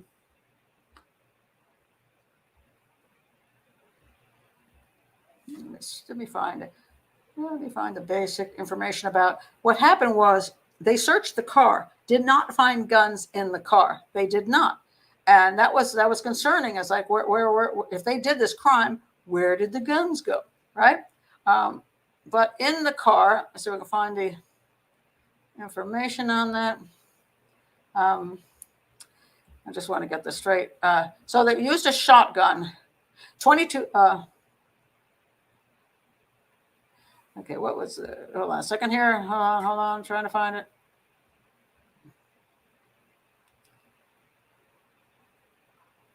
So they never found the guns, but the caliber of, they found bullets in the trunk. And let me see if I just have to go back to, I'll go back to Wikipedia. Okay, where is it? Okay, let me go back here. All right. So, all right, there were 2 unfired. Okay, the rental car was impounded, and they found 2 unfired rounds, one .32 caliber and the other from a 12 gauge shotgun. Now, there was never proof that those were the exact, that they were fired out of the same weapon, but they were the same exact caliber for the shotgun and for the other gun. So that's pretty coincidental, you want to say? So, and they didn't have to be the exact, one was copper and one was, let's see what it says here. One was brass and one was copper. And, I think one scene they had that and one scene, but a lot of times these guys don't have the exact same, they don't use, the ammunition is mixed up and they just throw stuff in their gun. You can have all kinds of casings and it doesn't mean it's not from the same gun. So since they didn't find the guns, they weren't able to prove that there were guns that committed this particular crime, but they found the ammunition, 2 types of ammunition were for exactly the same kind of ammunition used in the 2 weapons used at the scene. So that's pretty weird and interesting. Now, let me just show you their movements. And if you remember the guy named Rawls, that was the guy who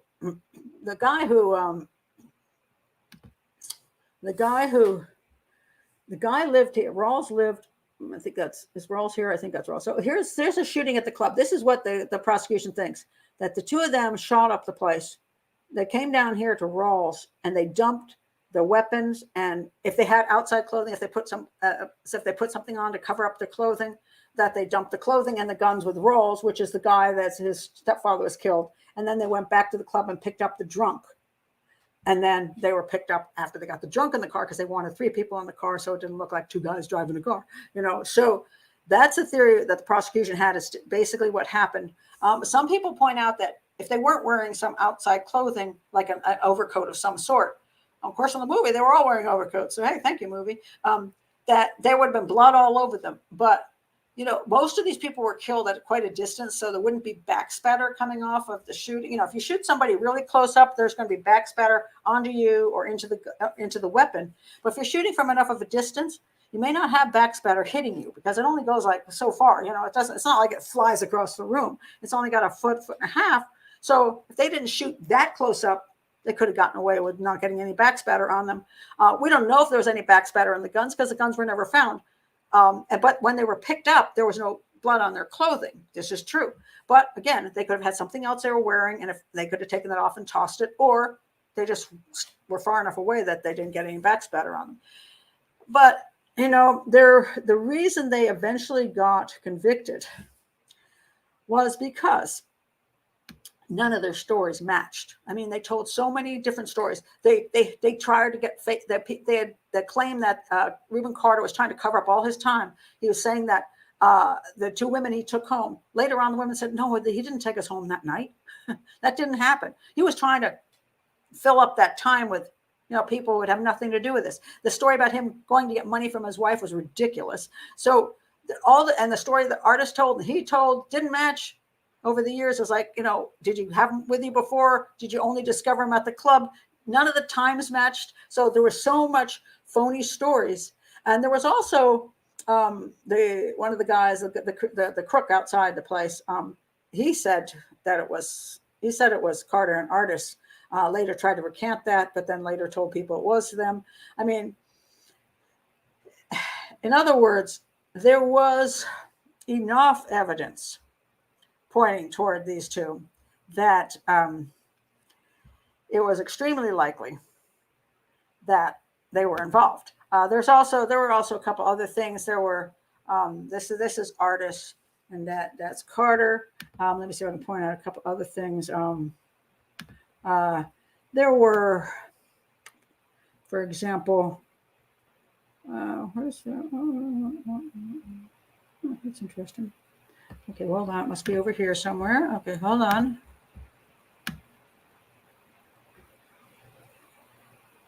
Oh, there's another one gone missing. Let's say every once in a while I have one thing that goes missing, and that did. There was a woman gave a description of him, and it was so close to artists. It was like, yeah, that looks like artists. So the sketch matched artists. So there was that too. So the concept that the police arrested them because they were black is ridiculous, because the crime was actually committed by people who were black. I mean, there's nothing you can. The other crime was committed by a white guy, and guess what? They arrested the white guy for shooting a black guy because the white guy killed the black guy. In this particular case, it was white people who got killed by some black people who it didn't look like they came to rob the place. So that's where the concept came. It was a retaliation crime. And Rubin, although they're saying, oh, he didn't have issues with racism. Yeah, that guy was angry. He liked to do stuff. And he was like, yeah, we'll go get people. And well, his career was tanking, and who knows? I don't know, what was in the minds of these people. But the fact that they had the exact white car at the exact time, and they had the ammunition that matched in the trunk, and none of their stories worked, it's pretty darn likely they committed the crime. Now, there's a lot more evidence here. There's a lot more information, which I can't get into here. So that would be, it's so complicated. I've got like 20 websites open. I've read 3 books, I've watched documentaries, I've watched so much stuff. And I've also read the appeals stuff where I see all the information listed to exactly why. As a matter of fact, I might be able to pull that up if I haven't lost place with it, which simply says what the basic issue was to why they got, what the evidence was. Darn. Say, there's so many things open here. Just trying to see if I can ever find it. Maybe it's over here. Maybe it was this. Nope, I can't find it. Sorry. But, do I think they were guilty? Well, I'm going to say nobody else has ever been found to commit this crime. No, these guys even have a suspicion of who else could have committed this crime right at the time they were wandering around in their white car. There's really not much that I could say leans me away from the 2 of them. I think this guy may have been an idiot. He might have been totally enamored by Rubin Carter and go along with him just about anything. I don't know what his state of affairs was at the time. But, they weren't looking for just 2 guys to arrest. They weren't looking after Rubin Carter. Everything pointed to Rubin Carter, and all the time frames pointed to Rubin Carter. So, yeah. Do I think Rubin Carter probably did it? Yeah, I do. Do I think there was racism involved? No, I don't. I don't see it in this instance. Was there racism in New Jersey back in those days? Yeah. But this crime, a whole bunch of people got sued.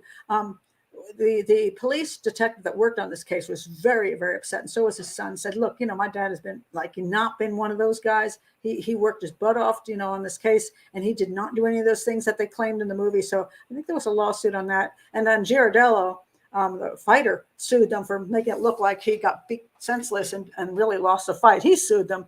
And let me just tell you what happened after the fact, just so you can get a little clue of some of the reality of this. Okay, now you remember the wife that he told, "Oh, just don't wait for me, honey." Okay, let's tell you what really happened there. See this. Okay, this is Artis and Carter. The tall one's Artis. Carter's a short one. This is a woman named Carolyn Kelly. She tried to. He got, after one of the cases was, when they came up for the second appeal, he was actually Carter was actually out of prison for a while. He got to get out of prison while they're waiting on the second trial. And this is the woman, Carolyn Kelly, really believed that Carter was innocent. So she supported him. One night there was an issue over some hotel thing that he owed. And so she went to his hotel room to talk to him. And that's her. He beat the living daylights out of her, really beat her brutally. So that wasn't so nice. And while this was happening, while he was out beating up her, apparently his wife found out he was cheating on her. So she divorced him. No, this scene in the movie never happened. He didn't tell her, "Oh, I want you to be free and have a life." No, he cheated on her when he was out between trials, and she dumped him. Turns out after that, which is fascinating, then he marries, and after he gets completely out of prison, he marries Lisa, the blonde girl in the middle, and he goes to live with the Canadians. Apparently things don't go well up there, and he gets rid of he leaves the Canadians, doesn't want anything to do with them anymore, and he divorces his wife, Lisa. So that ended. And none of those people talked to him again. And that kind of includes Lesra. Lesra's kind of stayed away from him as well. So now none of these three talk to him. Lesra doesn't talk to him. Pretty much only person who talks to him is Denzel Washington, who still thinks he says, "Oh, Rubin Carter is love." And Artis actually came and cared for him at the end of his life, which I thought was interesting. When Rubin was dying, he actually came and took care of him. So they stayed tight. But other than that, Rubin Carter pretty much pissed off everybody that he ever worked with. He dumped everybody, because I always say about psychopaths, you're either useful or you're in the way. So I think once he didn't have any use for somebody, he dumped him. He just had nothing. He didn't want to waste his time with him. So that's my opinion on this case. I think it's fascinating. There is so much more to this case. Just crazy, so much more. But this is the Giardello thing. Yeah, Giardello filed a lawsuit for defamation when the movie was released. It was settled out of court, and then they changed some of the thing in the beginning where it was just based on, we made up some of the stuff because they didn't want to get sued anymore. Oh goodness. There's some lovely bots hanging around here. Are these weird bot things? Oh, look at those bot things. Okay, yes, there are. What's happening here? I hit something wrong. I don't want to hit something wrong. Okay, block user. Yeah, so there are some bots. Sorry about that. They do seem to be some bots rolling around here, and that's unfortunate. Okay, let's see what else you have to say. I'm going to go backwards now. I think Rubin Carter exhibited totally psychopathic personality. He had all the elements of a psychopath. He was a violent criminal all of his life. Lied about everything. He's a pathological liar. And he was a pathological liar, even if some of the things I even see, when I watch some of his speeches later. He's a real good speaker, but I see lies in those as well. He doesn't have an issue with lying. So you have this guy who, my opinion, is a psychopath, a violent psychopath. And he had the car, and he had the ammunition in the trunk, and he had, all that, but he didn't do it. Okay. There may be just a twin running around in New Jersey. So whether you want to argue whether he actually committed the crime or not, I don't see that he couldn't have committed the crime. And I don't see that they did anything unfair to him as far as getting him, it's an interest, that he was railroaded. I don't see that anyplace. That girl, Jessica, says, "I hate it when professional fighters beat up women. It's atrocious." Not only that, it's illegal, because you're considered, when you're a boxer, your fists are a weapon. Same thing when you're martial arts, MMA, your feet are weapons. If you use them, it's the same thing as using something else. That, most people are going to consider my fists weapons, but Carter, You can kill somebody with your fist. So yeah, he should have been in prison for that. But somehow he got away with that. So let me see what else we have to say here. Okay, block a few more users here. But okay, let me go. I'm going to go back now. Well, this is interesting. Someone who doesn't want to drive, who wants to be holding a gun. That's interesting. Why? No, I actually think the reason he was in the back seat, I think he was hiding at the beginning. But let's see. Well, I'm trying to figure out when they picked up Rawls. Picked up the drunk guy, stuffed him in the front seat. I think that was, he was put in there just to make them look good. But I do believe they dumped the weapons at Rawls. I think that's the most likely, considering the locations of everything. I think, they probably committed the crime, drove straight to Rawls' house, dumped that, then went over to the place, picked up the drunk. And I think, nobody was really paying attention at that moment in time. And there's a lot of questions as to where Artis was. Was he really on the dance floor? Was he outside? Remember, originally they said he was on the dance floor. And then he said himself he was outside. So which one is it? So the stories keep changing as to where Artis was. And, people are drinking, they're moving around. They probably don't notice how many people have come and gone. And whether they came back and picked up the drunk in order to make it look like Artis, they picked up Artis at the same time. I have no idea. But I think the whole story is questionable since it keeps changing. The truth never changes. But when you have a bunch of phony stories, you can't keep up with them. So what if you're just taking boxing classes? Is that a weapon too? No, I think you have to get to a point where you have some level of skill before you're considered actually a danger to other people. Let me see. Really, bots are enforced tonight, aren't they? Interesting. I'm going backwards now to see what you have to say. I like this one. Doreen says, this book could be called 50 Ways to Toot My Own Horn. His book is so full of nonsense. It's actually dreadful writing in the sense that he knows how to write. He just adds in so much ridiculous adjectives and descriptions and lies and things that are so ridiculous, such fictional crap. But his speaking is much, much better. So if you go to YouTube and you listen to him speak, it's actually, you're like, the guy's not bad. He tells really good stories. It's hard not to like him. And so consequently, he became the pet of the, speaking circuit. And colleges would have him come out. He made money off of this. He made a lot of money after he got out of prison because, most people believed he was innocent. They believed the Hurricane movie and the song. And therefore, when he went to speak, nobody questioned the sources of where they got their information from, or if there was any truth to the places that they got their information from. It's an unfortunate thing.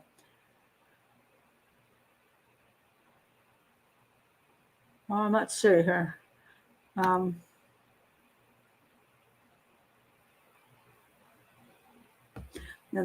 that could be true. You're going back in time. Jack Johnson, Joe says, was the first black heavyweight champion in an era when racism was rife.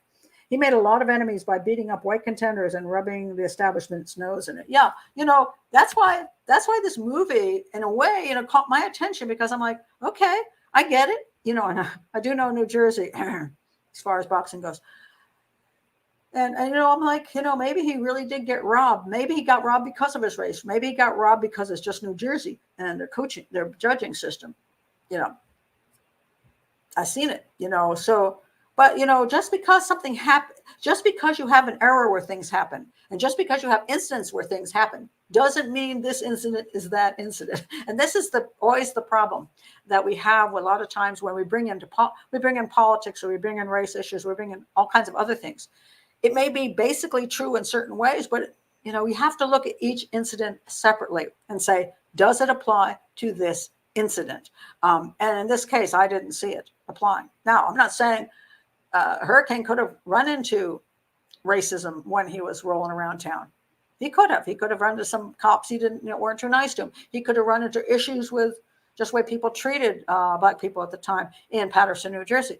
I'm not saying that didn't happen, but did he not lose the fight with Giardello? I'm going to say he lost that fight. That was a legitimate decision, even though I question a lot of the judges in New Jersey because I've seen things go wrong. And was there racism in this particular case when they chose when they arrested Artis and Carter? I don't think so. I think they arrested Artis. Reminds me a little bit of an OJ case, because he keeps saying how everybody was out to get him because he was a boxer, and a black boxer who'd been like he was going to be a champion. When OJ case went down, people loved OJ. White people loved OJ. White police officers loved OJ. They might have wanted to arrest some other black guy, but it wouldn't have been OJ. They're like, oh, yeah, you're different. You're special. And look at what happened when he got stopped by that one cop. The cop said, oh, it's you, Hurricane. Go ahead. Now, he probably shouldn't have said that. I wonder, when they stopped him the first time, I wonder if the guns were in the trunk. And that was a huge error on the part of the police, because Hurricane was in the car and he's like, oh, never mind that. You see? So I think they might have let him off the hook and they would have found the guns had he not been the Hurricane. So,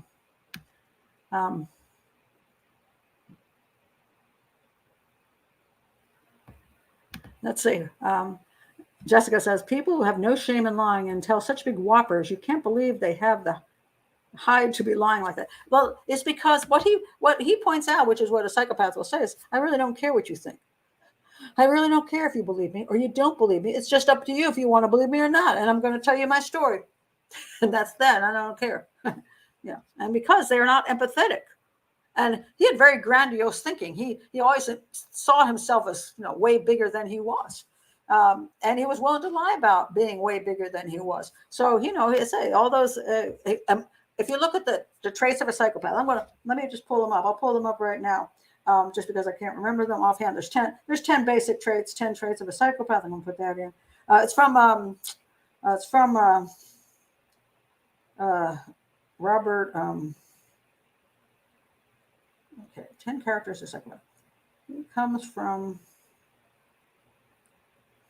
Okay, these are basically them. Socially irresponsible behavior. Check.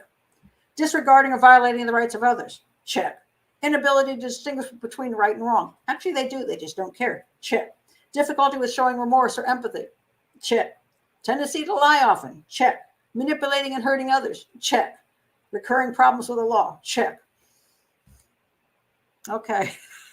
That's just, then there's 20, even more. But irresponsible behavior, compulsive behavior, where he does a lot. I just suddenly decided to snatch that woman's purse. Even though she was a black woman, I decided to rob her. And I decided to beat up 2 other people just because I felt like it. Very impulsive behavior. Grandiose thinking is huge. So, yeah, he has all those, all the traits. Elena, there were no hangouts this week. Last week, there were no hangouts because I was doing a television show and I was too overwhelmed. So this week, Wednesday, will be the 7:00 hangout. Please, show up. But you have to be part of Patreon. I tell people all the time, you got to join Patreon to come to the hangouts, the live part. Then I put them up for the general public. So, Doreen says, such great reading, such horrible writing. Well, thank you. I'm glad you thought my reading was tolerable. And you said back here, good grief, that story keeps getting worse and worse, doesn't it? That's why I wanted to read the actual story from his book, because I paraphrased it, but nothing like reading straight from the mouth. You know what I mean? And my goodness gracious, it was just craziness. So, yeah, I'm looking backwards now. I'm going to come back down here, see what you all have to say at the end here. And we have still more. Oh, these bots are out in force tonight. You said this. Very reminiscent of the Memphis 3. They were supposedly victims of satanic panic. And, again, were there people who accused people of being Satanists and thinking they did all kinds of things? Yes. Remember the daycare thing? What was the name of that one again? Whatever it was. They supposedly were doing satanic things to the kids. It was outrageous. That actually was garbage, and they got nailed by some really bizarre ways of thinking. So that's, it can happen. It can happen. And it does happen. And I'm going to put in the link. there was, let me tell you the name of this book, and I might do a show on him one day because, don't tell me. Okay. Where is it? Yeah, knocked it off again. There was a, hold on, let me just put this in and I'll find the name of the book. There was this book that I read at the time, and I was totally appalled by what I read. And the book was called, and they didn't do a movie on it, which is what ticks me off. The book was called The True Story of the Dr. Banyan Murder Case. Oh, it's called The Doctor, the Murder, and the Mystery. The True Story of the Dr. John Banyan Murder Case by Barbara D'Amato. I'll put that up. This guy was railroaded by politics and police corruption for supposedly murdering his wife. He did not do it. And it was an appalling story of racism and corruption. But they didn't do a story about him. And it's a really terrifying thing. And he was a doctor, and he had no bad history at all, but it's really good. I'm going to put a link to that because I think that's, if you want a real story about somebody who got all these things happen to them, that's the guy. So I think that's important. Does anybody else have any questions before I end up for today? Did he testify? I do not believe he testified. In the only thing they showed, like in the movie, was at the end of the federal court case that he got up and gave a speech. But I don't believe he testified. I don't believe so. I think no. I don't think so. Oh no. Rival gang, no. Oh no, it wasn't a rival. No, there's no gangs. No, there weren't. Well, I don't even know what you're talking about, Aaron. What rival gang are we talking about? The white guy that they killed in the beginning, they were a gang that were just robbing the guy. And as far as the actual murder in the bar, no. What happened was it was just a bar that a black guy owned, and the guy who had sold it to him, was a white guy, just was pissed off about some financial transaction, came in and killed him. It had nothing to do with anything. It wasn't even a racial crime. It was just the previous owner got pissed off at the present owner and killed him. But there was a concept that a black guy was killed by a white guy, and the police did arrest the white guy and he got convicted. But they were like, you see, this is going to happen in our town, that the white people are going to be able to kill black people. And there was this concept of retaliating against white people in general. So there were two, okay, let me point this out. The bar that the guys were killed in was a, quote, white bar. In other words, this was where white people hung out. Now, there's stories that they wouldn't let black people hang out there, but then there's stories that they didn't have a hard rule on that. So it may just be that white people hung out with white people and black people hung out with black people. So, that may just be what it was. But it was targeted, I believe, because it was a, quote, white bar. And so that's why the first case, I didn't really bring up the racial issues so much, but in the second trial, the prosecution specifically brought up, they thought this was a retaliation crime, a racially motivated retaliation crime, which it probably was, because they weren't after the money. So, and they didn't know any of the people there. So, it probably was. It was kind of, just something you do because you're getting back at society, and maybe in this case, white society. But that was used. So when the third trial came up, when it went to the federal level, that was what that judge let him off on. He said, this was a racially tinted trial. You lost your constitutional rights because they claimed this was a racial thing and violated it. So that's how he eventually got off. And it wasn't because they didn't say he didn't commit the crime, but that his civil rights were violated by claiming it was a racist crime. Oh, thank you, Joe, very much. I appreciate it. Thank you. Fantastic show, Pat. I've always shared your view that Carter was probably guilty. And coming from a boxing guy, I appreciate that, because you understand boxing at least. I strongly believe it was. And I'm sure that if I were in that courtroom on the jury and I listened to all the other details, because there's so much more here, I just can't even get into it. And if from all the rest of it I've read, there was talk about he bribed witnesses. He bribed witnesses to say he was in places that he wasn't. There's all kinds of things. There were people who recanted because they thought they were threatened. So there's a whole bunch of other stuff here. And so I'm pretty sure that, pretty guilty. Thank you very much, Joe. And Gretchen says, I only just joined. Wow. You have to start over. I remember the film with Denzel Washington about Rubin Carter. Was it all accurate or the typical Hollywood fabrication? Gretchen, I went through the entire film in this video. This is this is the last 5 minutes. So you just start over, and I'm going to go through every aspect of the film and everything about the whole case and Rubin Carter's book he wrote himself, which plays into this. So yeah, you're going to have to start over. But nice try, Gretchen. Better late than never. But no, start over. I'm glad you're here. I just like seeing you anyway. But oh, wait a minute. Doreen says, I have a question about last week's story about the woman who tied herself up at the closet. You pointed to a link in a video, and I watched it. He said there were feces and urine. I agree. There is. Now, Doreen, I did mention that during the show. This is from last week where a woman, I said, was she really tied up at 16 hours in the closet? That there is only one time when the brother-in-law said that when he found her, she had those issues, bathroom issues. But this was something that was videotaped way, way later. And I don't know if he was coached to say that or not. I've never found the actual evidence this is true.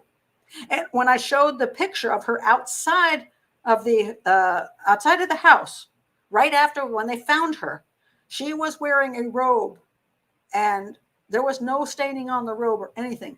And she had not changed her nightie or her robe. So if she had been lying on the floor and had defecated on herself and peed on herself and just, lying in that stuff would have gone onto the robe. And it would have probably gone down her legs into her socks, which ended up in the detective's drawer, so they couldn't have smelled bad. And the detectives were interviewing her right after, and they didn't even note anything. She wasn't uncomfortable, like, look, dudes, can I change my clothes? I smell, I don't know if I believe that. I don't know. I can't get the evidence, but there's only that one time in that video, which was, I say, a documentary. I don't trust them because they will coach people, because I didn't see it in the photos and I didn't see it in her behaviors when she was later on. She hadn't changed her clothes. And if I peed and defecated on myself, I would not be wanting to wear the same clothes. I wouldn't. So, but I don't know. If you ever find any information on that there's any proof, let me know. I'd be curious to know. Oh, thank you very much, Jessica. Thanks again, Pat. I can't wait to order your books. Oh, thank you very much. I hope you enjoyed the books. Some of them are really cheap right now. Only the Truth, my fiction book, is $2.99. I think the Profiler book, that's now $2.99. That's my publisher decided to drop the price because it's been a year since I wrote the book. And I don't know what else is there for what price, but yeah, but those two are really cheap. $2.99 on those two books. And you can look below on the links and you can click on them, and then a whole few cents will come to the channel. Doreen says, thank you for clearing that up. Yeah, it's a really confusing thing. And I wish I could give you an absolute answer on that because it drove me nuts. And I looked and I looked and I looked, just like, okay, I see this one moment where somebody says that she defecated and urinated, but I see nothing, no evidence on her clothes or her behavior. Where is the proof? And I didn't find it. So very, very annoying. Very annoying. Oh, thank you. Recommend the one on Cleopatra. Thank you very much. That's one of my favorite books, and I hope to do a whole series on Cleopatra at some point when I have time. When I have time to do it, because my gosh, it's crazy how many cases there are to do now. Because you all gave me a list, and it's like 7 miles long, So, but I'm ticking them off little bit by little bit. And I want to say this one thing before I go. I did this thing for television this week. And when you do that, you do all your research, and then you sit there in a chair, and they sit opposite you, and they ask you the question, and then you have to reword it as if they never asked you the question. So if they say something like, "Are serial killers born or made?" you have to respond back. You think for a second, you go. It's interesting that many people question whether serial killers are born or are they made. And it's a very stilted situation. And then you have this sound bite. And if you speak too long, they start rolling their eyes because they don't want that, because they have to do these little edits. And it's very stressful to do. And after I left there, I went, oh my God, I so much prefer being here with you guys on YouTube, where I get to be relaxed and I get to explain things, and I'm not going to be edited. And I did miss you during the week for the hangout. I was like, I feel like I've just been away for so long. So I really prefer YouTube. And, I never would have thought early on, being on national TV, it's, oh, yeah, national TV, how exciting. I actually like it better here. I really do. It's so much better. So I will be back for, I said, Wednesday at 7 for the hangout this week.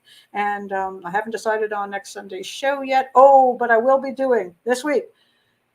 I will be doing the Asia show. So it's going to be a case from Australia this time. It's now I just blanked.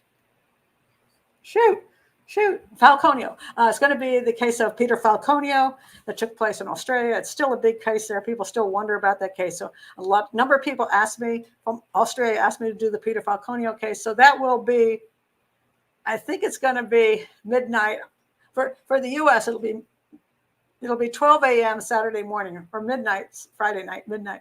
And then for people who are in Australia or India or Hong Kong or elsewhere in the world, it'll be daytime for you guys. So you finally get to, you get to come to a show that you can be live. So I'm going to do that. So, yay. All right, Jessica. Jessica, there you go. Where are you here? Wait a minute. What time is it now for you, Jessica? Isn't this like 4 o'clock in the morning or something horrible? What the heck? That's why I'm doing the Asia show. Asia is East Asia, South Asia, and Oceania put together, all this part of the world. So you guys get to come twice a month to a live show. But of course, I have to be up at midnight. But or I have to get up I could get up at 9 o'clock in the morning, and then you could be there at Saturday night. I've thought about that, so I'm trying to figure out what. Wait a minute, 9:15 a.m.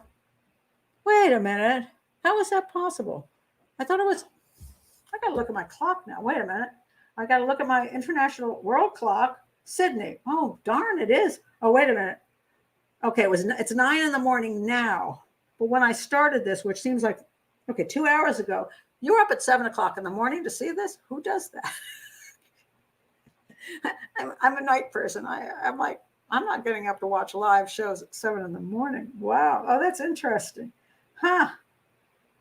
Yeah, very fast. You're in Sydney. I see it here, 9:17 a.m. Sydney, yeah. So New Delhi, on the other hand, is 3:47 a.m. So they wouldn't be here.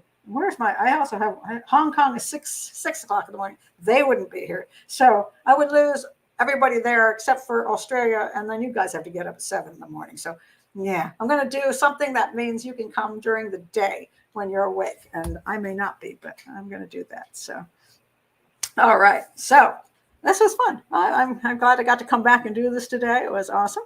And thank you for coming. And I got some more links I got to add to this show. So they'll be there for you guys who are watching later. Guess I forgot to put them in because I ran out of time. And hopefully I'll have my new camera, and maybe the new camera will be better. I don't know. I keep trying to fix things. So anyway, thank you for being here. It has been awesome. And I will indeed see you Wednesday, maybe Saturday morning, Saturday during the day, and Sunday. So it's going to be back to being a busy week, but that's cool because I like it that way. So anyway, see you soon.